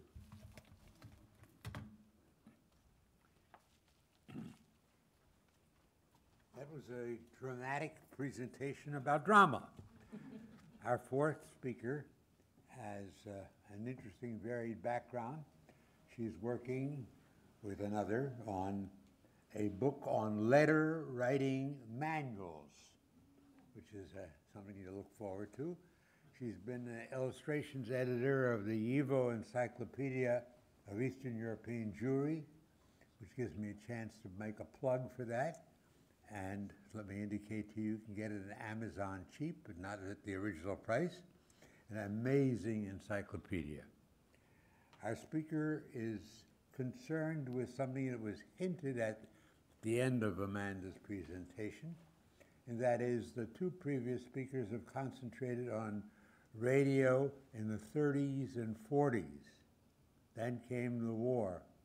And what about the period immediately after the war? And so we will hear now about radio and the Golden Door, American Jews, Holocaust survivors, and the radio program of the United Service for New Americans, 1947-48. Roberta Newman.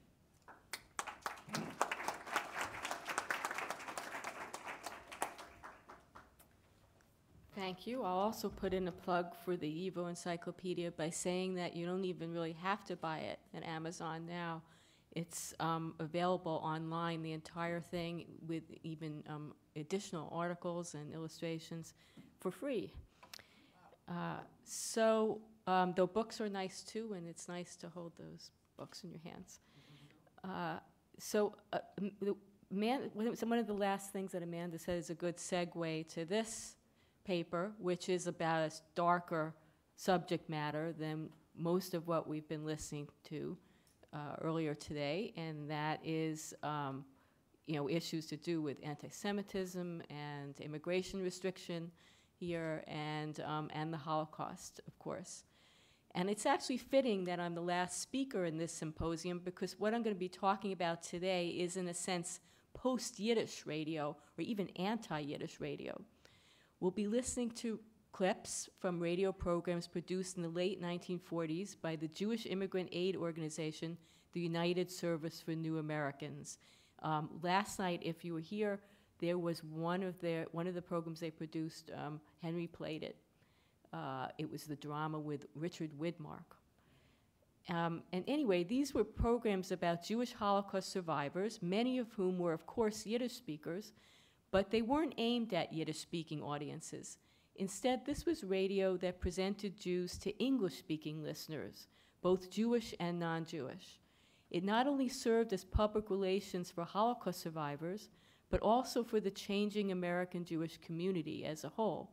And it's good to keep in mind one thing that Itzik Gottesman said earlier today, which is that around the time that these programs were produced, the Yiddish press, for instance, or the forwards in particular, I think, had a circulation of 90,000, down from like 300,000 in the 20s.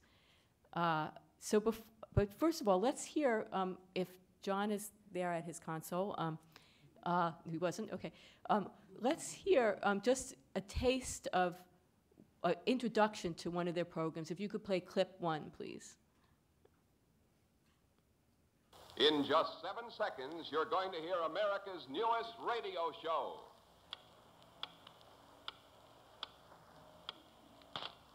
Reunion.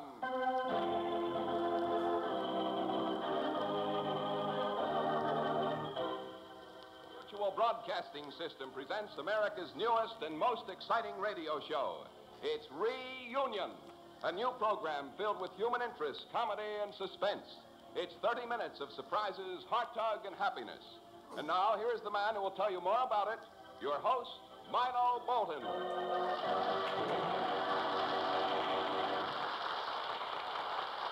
Thank you, friends, and welcome to Reunion. You know, this program is made up of people like you and you from all over America. All people who want to be reunited with someone. It can be a loved one that you're seeking a reunion with, or just a friend you haven't seen in years. So keep in mind, and we're going to be talking more about this program, Reunion, which was kind of a series that United Service for New Americans began producing in about 1947. That was from July 1947, and that's the introduction to it. And we'll be hearing some more of that program a bit later on. And think about the fact that there were no, as Eve was calling it, no Jewish markers. You know, there was nothing that would lead you to believe you're about to hear a program that had anything to do with Jews there.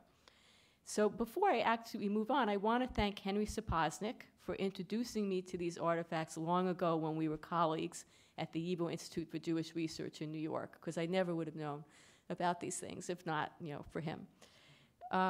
So here's a little background. In 1947 and 1948, the United Service for New Americans, or USNA, produced over 24 radio programs related to the Jewish refugees who were the focus of its work. At the time, this refugee aid organization was one of the largest voluntary agencies in the U.S. It was founded in 1946 in the merger of 2 other organizations, and eventually it disappeared in 1954 when it merged with HIAS, the Hebrew Immigrant Aid Society.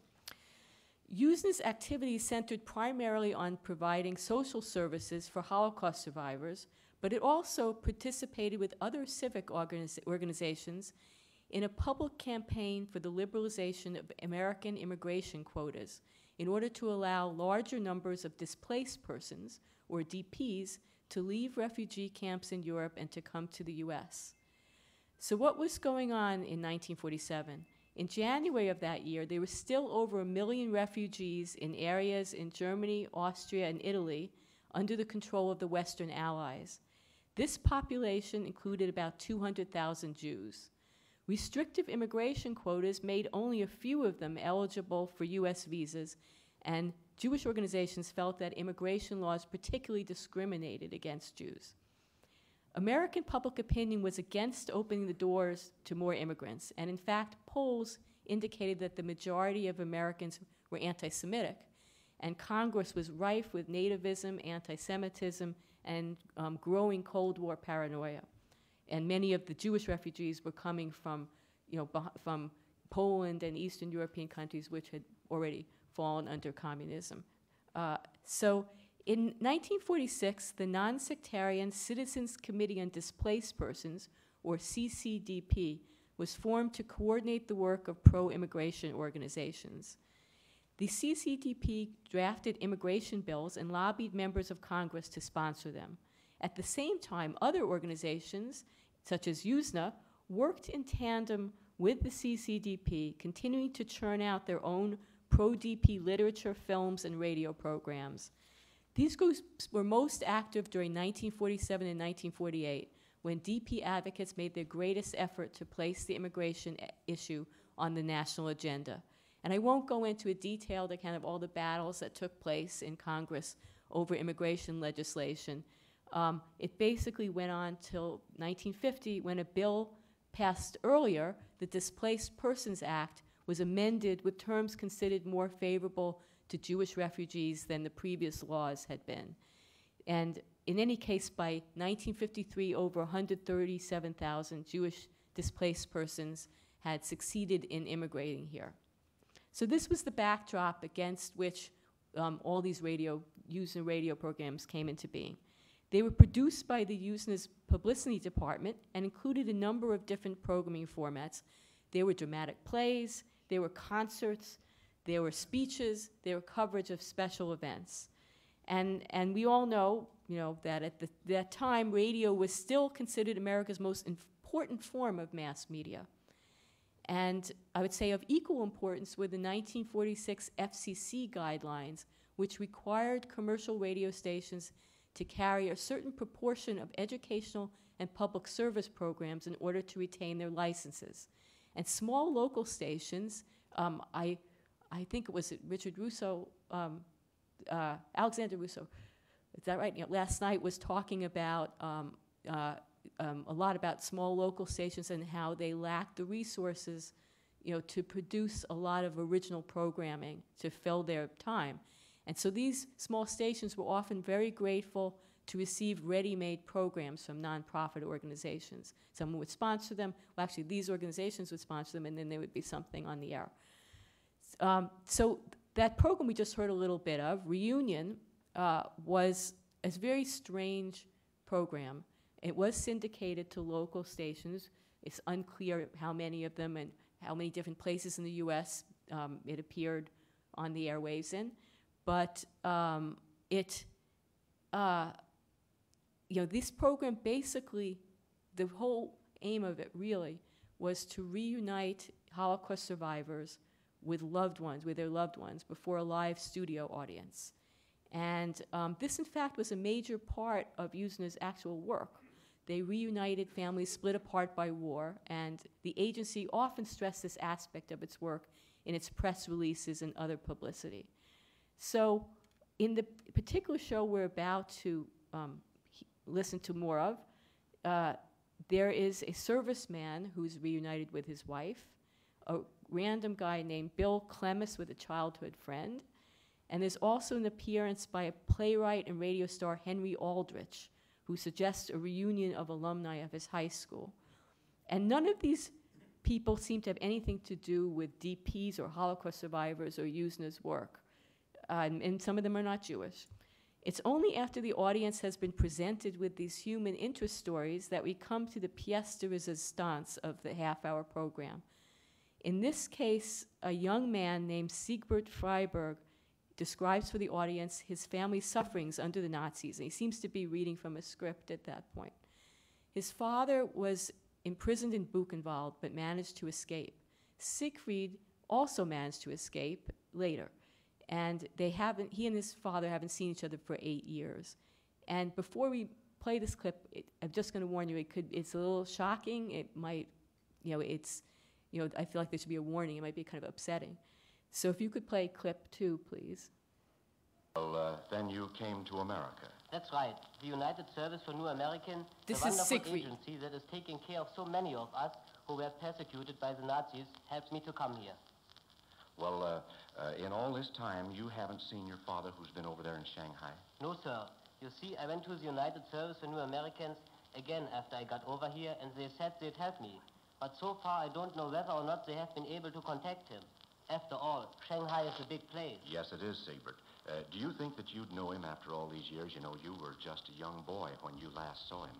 I'm sure I would, Mr. Bolton. A son always remembers his father. Well, now, Siegbert, we want you to turn around to see if you know him.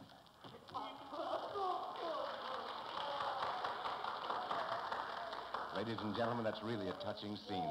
The father and son got each other in their arms.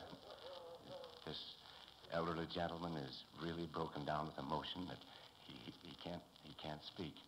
And the son, of course, tears of joy are going down their cheeks. And believe me, gentlemen and ladies that are listening to me now, I have never seen such a touching scene in all my life. Now, ladies and gentlemen, they stand together there in each other's arms, and the emotion of the moment is really too much for them. And believe me, it's almost too much for me, too. And this 21-year-old son and his father are reunited for the first time in 8 long years, spanning an ocean and a continent. Reunion has brought together a family to begin a new life in America, where never again will they have to undergo suffering and privation under a tyrant. This is Reunion.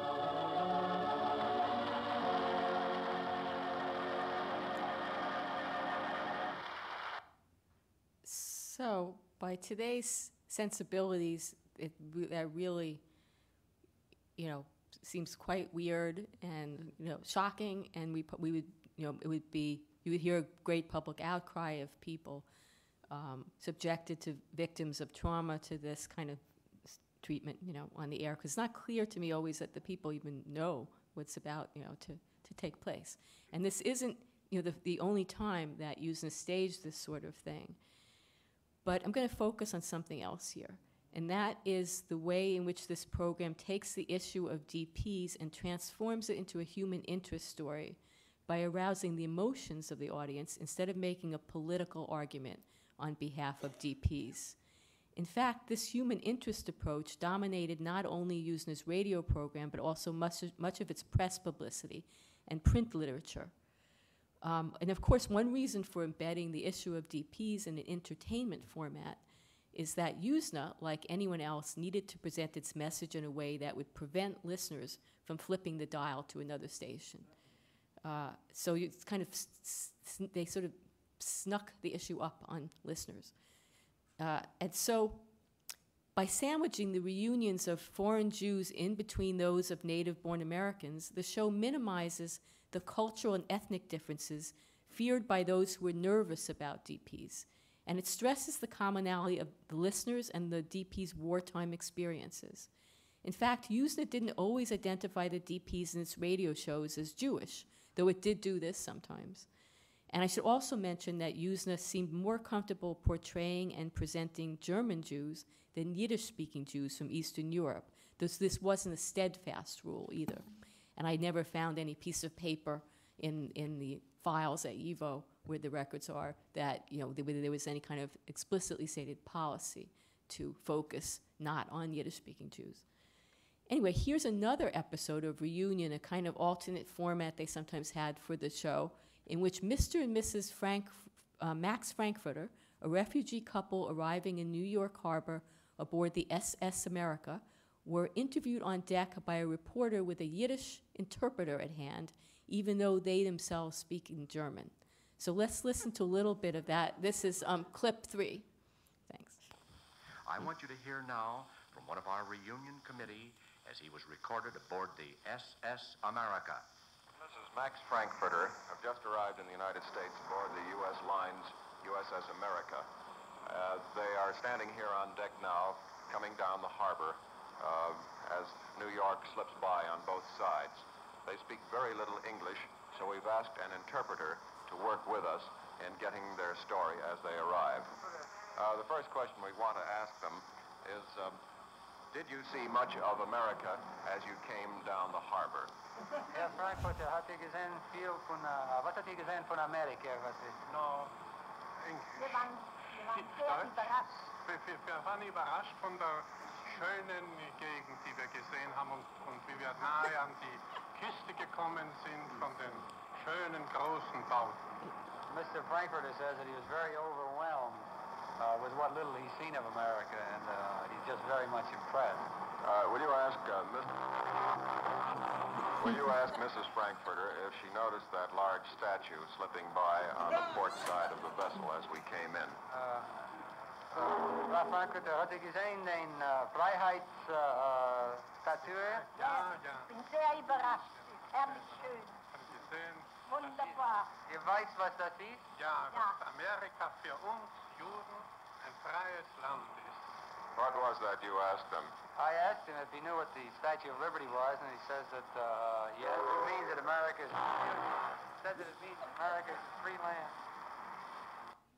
Okay, did you get that? Mr. Frankfurter said that the Statue of Liberty symbolizes that America is for us Jews a free land, and the reporter nervously and on the spot edited out his reference to Jews. He said instead, he says that it means America is a free land.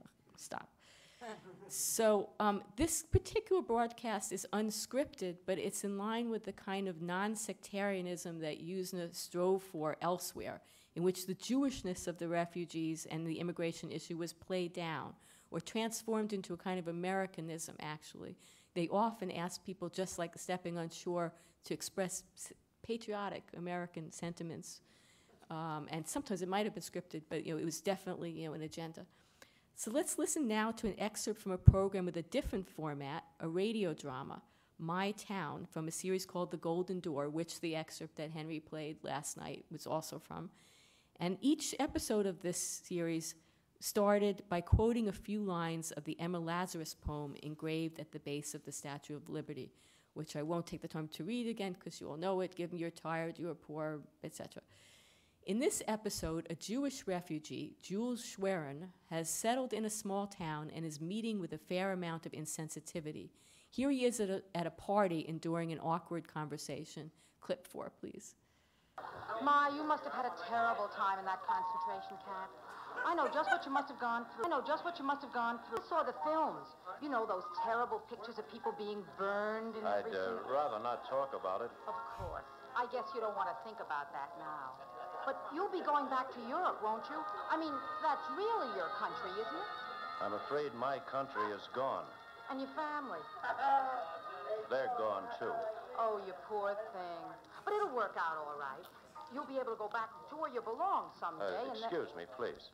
Well, of all the gall. Janie, did you see him walk right out while I was talking? Did you see that, John? You ought to learn to stop putting your foot in your mouth, Mary. What are you trying to do, deport the man? I was just asking him when he was going back to where he belongs. Now, you know he doesn't belong in this town. Why, he's a foreigner. Okay. So the John we just heard from there is the town's most thoughtful and sensitive resident, apparently. Here, in the next clip, he talks with his father about how the community is failing to provide a welcoming environment for Jules. And clip 5, please. You know what we've done? We've built a displaced persons camp for Jules right smack in the middle of this town. No barbed wires, strictly invisible stuff. But we're keeping him out. We're labeling him foreigner, and we're keeping him out. It's beginning to shape up like that, son. Dad, I don't want to sound corny, but when it comes right down to it, we're all foreigners in a way. I learned that back in the Army. I learned it when Tony Caparelli pulled me out of the ditch and got me to the dressing station. You know what I mean, Dad. We start out learning that America was put together by outsiders who had nowhere else to go. We're all outsiders in a way, foreigners, but we're Americans too. Do we forget about the whole deal when someone comes along who's a little new and raw? Do we shove them into a corner and put up a sign that says, stay out? It's not right, Dad. It just isn't right. So, it's obvious to see that this radio play is an admission of the existence of anti-foreigner sentiment and of the problems that refugees might encounter while adjusting to American life. The fictional town also serves as a paradigm for American society. Here, the problem of Jules the refugee is solved democratically by a populace which has been reminded of its own immigrant origins. Later, at a town meeting, the residents agree that they haven't done enough to make him feel welcome. Heartlessly rigid special rules are re-examined by those who were formerly inclined to isolate themselves from the rest of the world by refusing admittance to someone who's a little new and raw.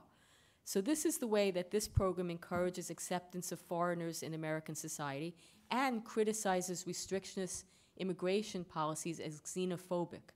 It dramatically makes the point that open immigration and acceptance of foreigners is in the American tradition. In fact, at the height of the battle for more liberal refugee legislation, pro-DP activists made experimental use of another verbal tactic to link open-door immigration policies with American tradition. DP, someone decided, could really stand for delayed pilgrims instead of displaced person. I'm not making this up, okay. This new label placed Jews, and it was like trying to rebrand, DPs really. This new label placed Jews and other foreigners who were languishing in refugee camps firmly in the context of American immigration history, on the same continuum with the Mayflower pilgrims, who, as advocates were quick to point out, were themselves refugees from oppression. While it's difficult to determine which organization coined the term delayed pilgrims, its earliest use may date to November 1947, when USNA staged a Thanksgiving dinner for refugees at the Marseille Hotel, its refugee shelter on New York's Upper West Side. The occasion was publicized as the Delayed Pilgrims Dinner, and it included speeches by prominent guests such as Secretary of Commerce Avril Harriman and former New York Governor and UNRWA Director Herbert Lehman. And the event was broadcast on radio station WMCA and was also recorded by Paramount as a newsreel. And the Delayed Pilgrims label caught on among pro-DP advocates. By January 1948, officials and legislators were using the phrase in public speeches, and within a year, the CCDP had broadcast a radio play entitled Arrival of the Delayed Pilgrim, which included a dramatization of a congressional debate and pilgrims arriving on the shore in the 17th century and all that. The attempt to cast Jewish refugees as heirs to Mayflower pilgrims spoke to a larger goal than the immediate need to immigration reform, and that was the full enfranchisement of American Jews as a whole in a culturally pluralistic America. USNA was eager to demonstrate not only that Jewish DPs had things in common with the Founding Fathers and that America's integrity was bound up with liberal immigration policies, but that foreigners could easily be integrated into American life. Their publicity materials made a big point of showing new immigrants celebrating American holidays such as Thanksgiving and George Washington's birthday and playing baseball and football. But USNA also seemed concerned with showing that Judaism itself could be integrated into American culture. The publicity department staged special events in which American organizations and agencies such as the Boy Scouts and the New York Police Department participated in the celebration of Jewish holidays, such as Hanukkah and Passover. As Will Herberg noted in 1954 in his classic book, Protestant Catholic Jew, religion was the one thing that immigrants were not expected to change upon coming to America.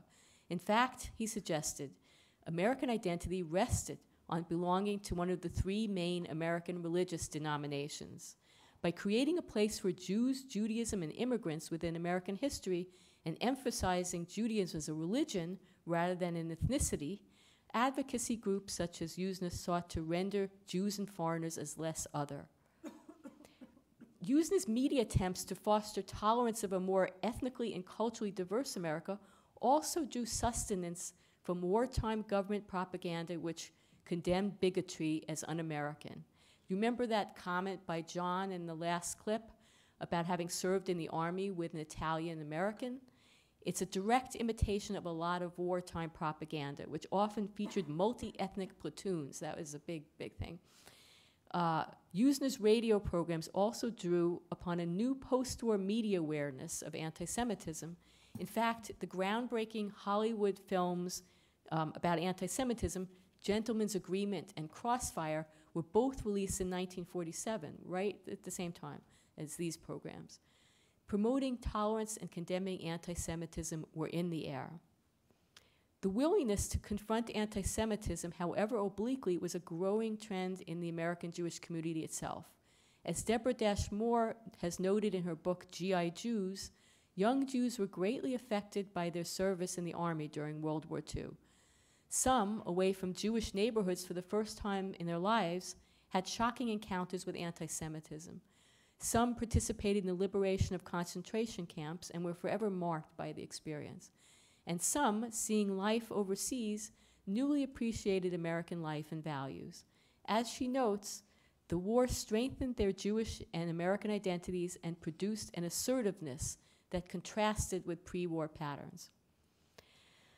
So our next clip has 3 women characters, and it's another episode of The Golden Door, which aired on WNYC radio in July 1947. And this show can be seen, these women in the show can be seen as symbols of that new assertive American Jewry. Mrs. Walter Cronin has arrived in America to find that her son has died a war hero fighting in the American Army. Mrs. Malina is haunted by terrible atrocities she has endured during the war in Lithuania, but in America will be able to, quote, fight, unquote, the lingering shadows of yesterday. And Mrs. Gertrude Berman and her son Ludwig have survived the war and are beginning a new life in the U.S. Young Ludwig arrives home from school with his clothing dirty and torn. He reports he's been in a fight. Clip 6, please. Ludwig, how did you get so dirty? The new pants and the shirt. Oh, Ludwig. I couldn't help it. But you must be able to help it. Today is Sunday. I was in a fight. A fight? Some boys started pushing me around. What did they do?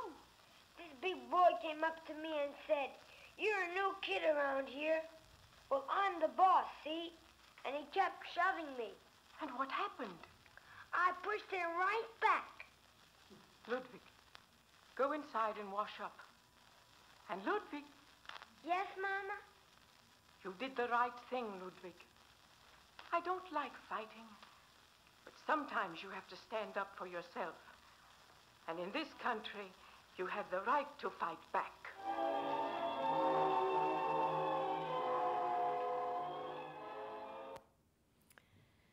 So Usner's radio programs might be read as more assimilationist than militant. There was no room for Yiddish in their vision of Jews in America, or at least that's not what they would have wanted their non-Jewish listeners to focus on. But their persistent conflation of American and Jewish values insists in no uncertain terms that Jews had a legitimate right to help define what America was and what it would stand for. That's it.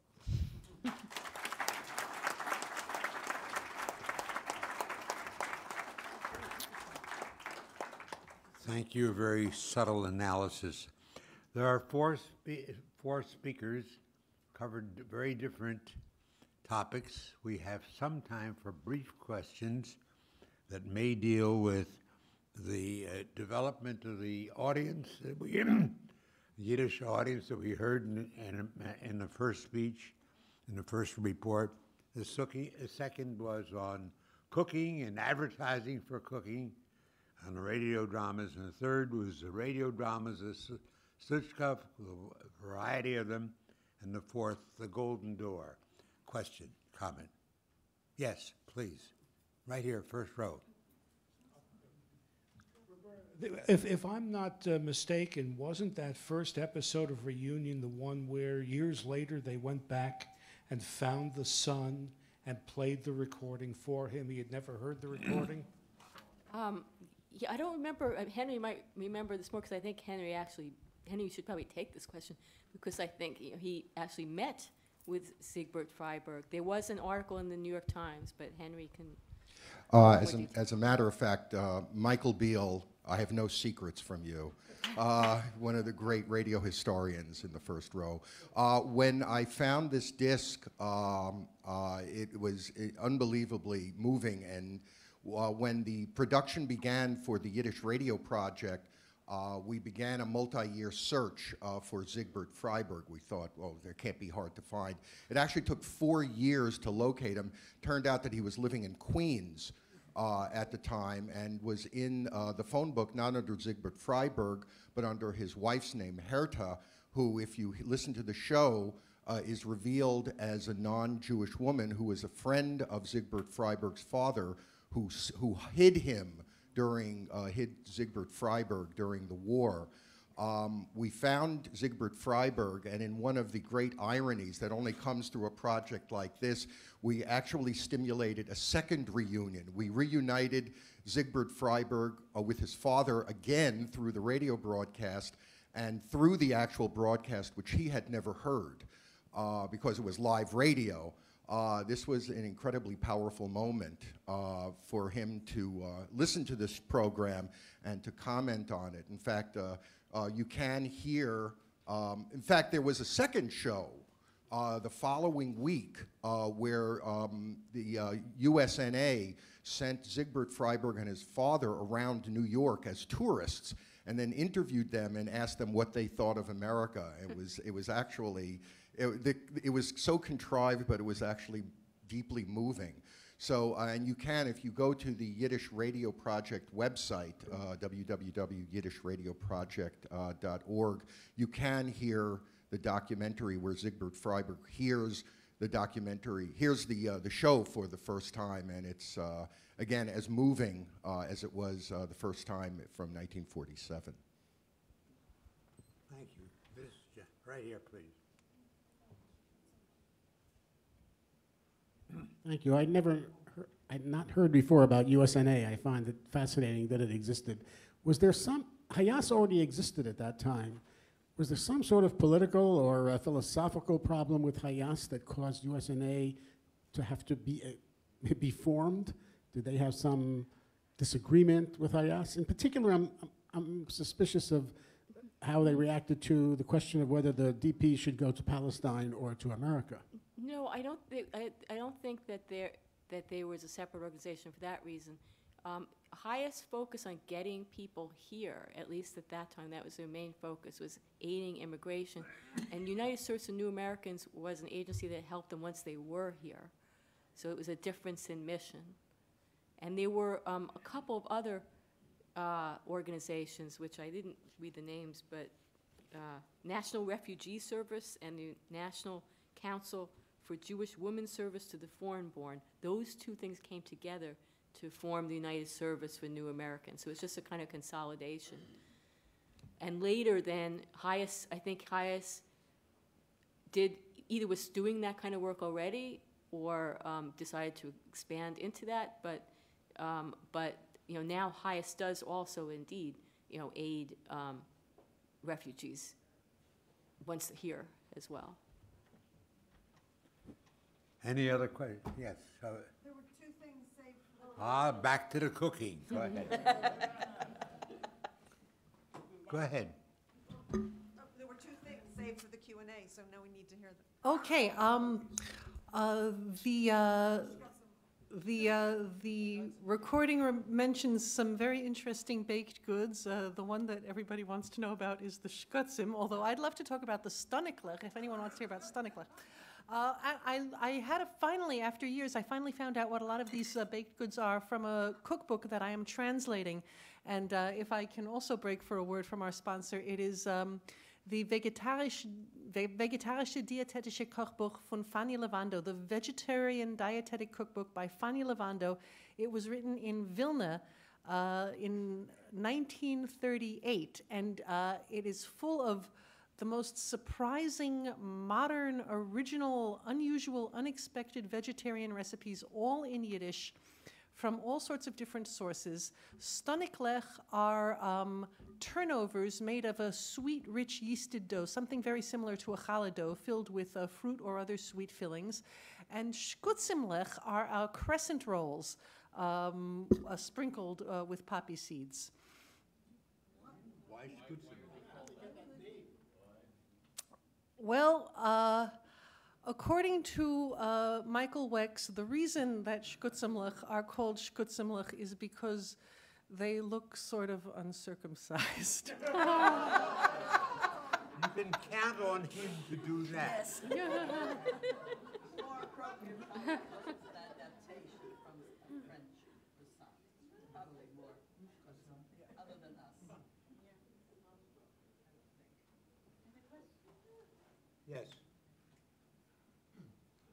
As it happens purely by coincidence, I was in the office of a coworker, a woman about 30 years old yesterday, and I saw something on her desk with capital letters DP, which turned out to be a flyer from the Daily Pennsylvanian.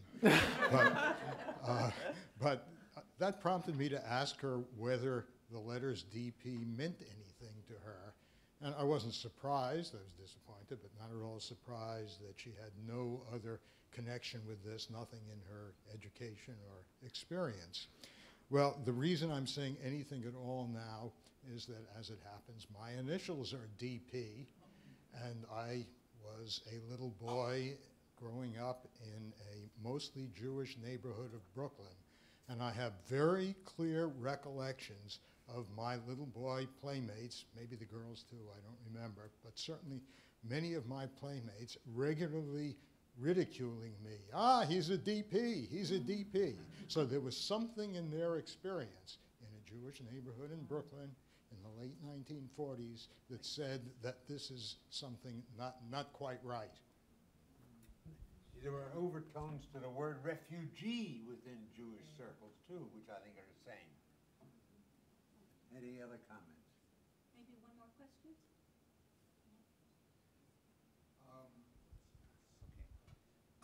We got a little about Talabenta. I've heard the name.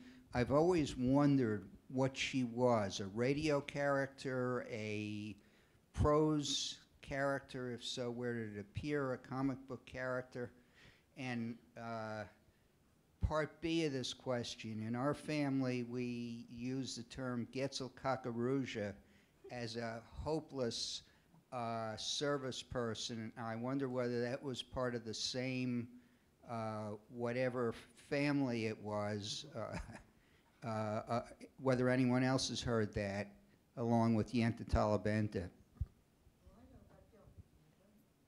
Go for it. Yenta Talabenta was the invention.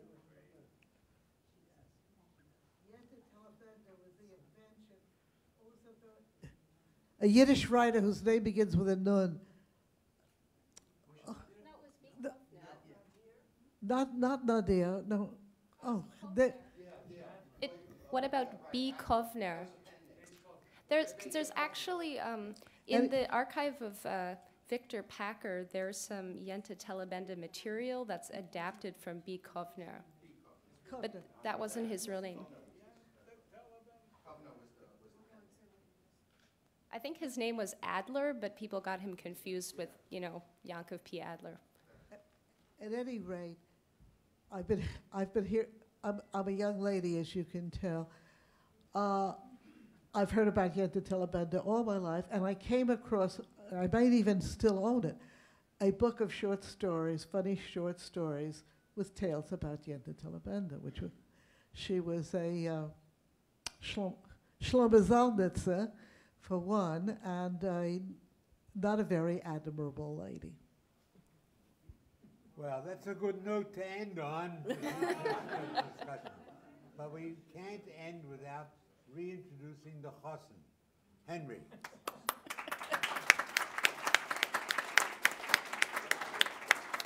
He introduced you. Oh, you. I thought you were talking about Yenta Telebenda. Yenta Telebenda was not a Yenta, she was a Yachna. Yenta was a perfectly fine Yiddish name. And actually, in the original column, she was a woman who stood up for herself and only years later got sort of transformed into a kind of a shrewish character. I am deeply touched and deeply moved by this turnout, both for my friends and colleagues who have agreed to be part of this symposium and to share their deep layers of knowledge about Yiddish culture and about its effect on us as literate Americans today.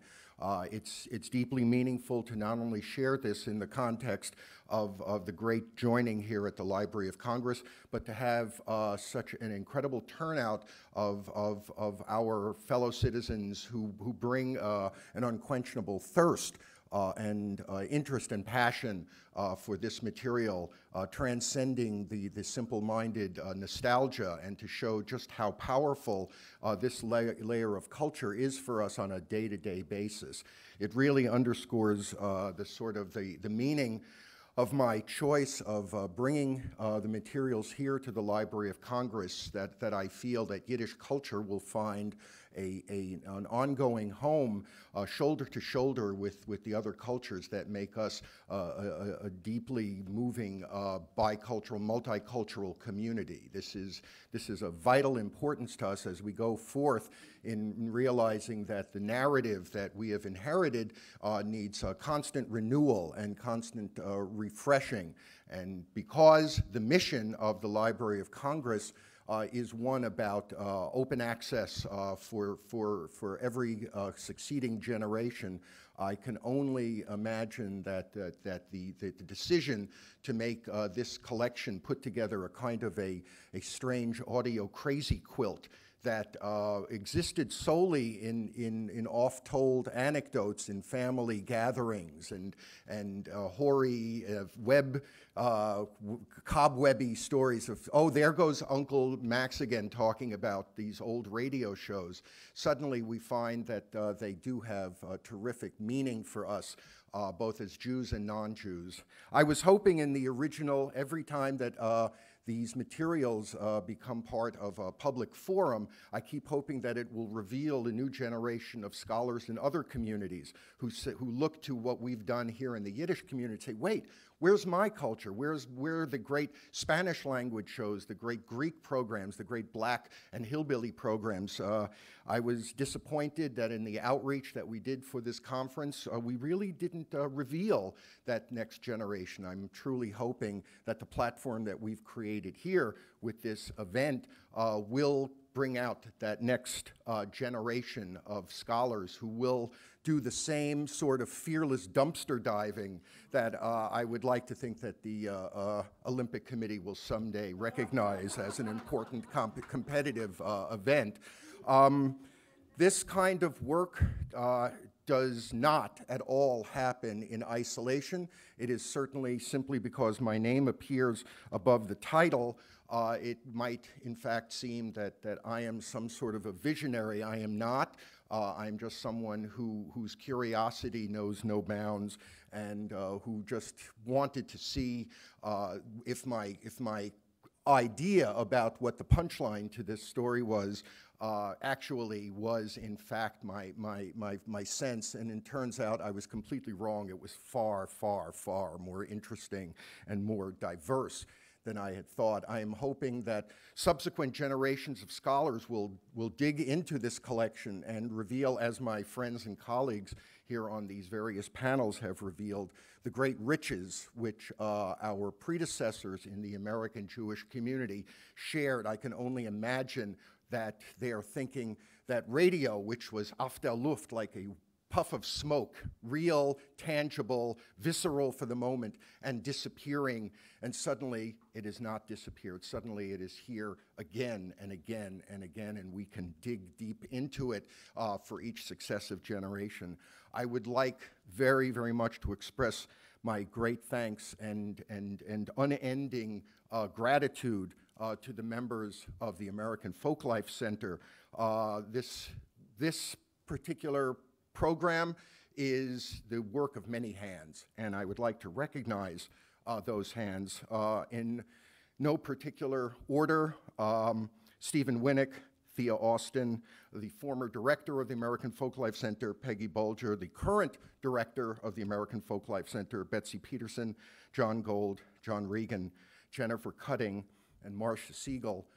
My great thanks go to David Taylor for having humored me, these many years ago, in helping to bring this collection here to the library. And I want to thank my dear friend, my old pal, my partner in crime, Nancy Gross, for helping make this event a memorable one, hopefully as much for you as it has been for me. Agit Shabbos, Agit Yul. Thank you very much for being part of this. This has been a presentation of the Library of Congress. Visit us at loc.gov.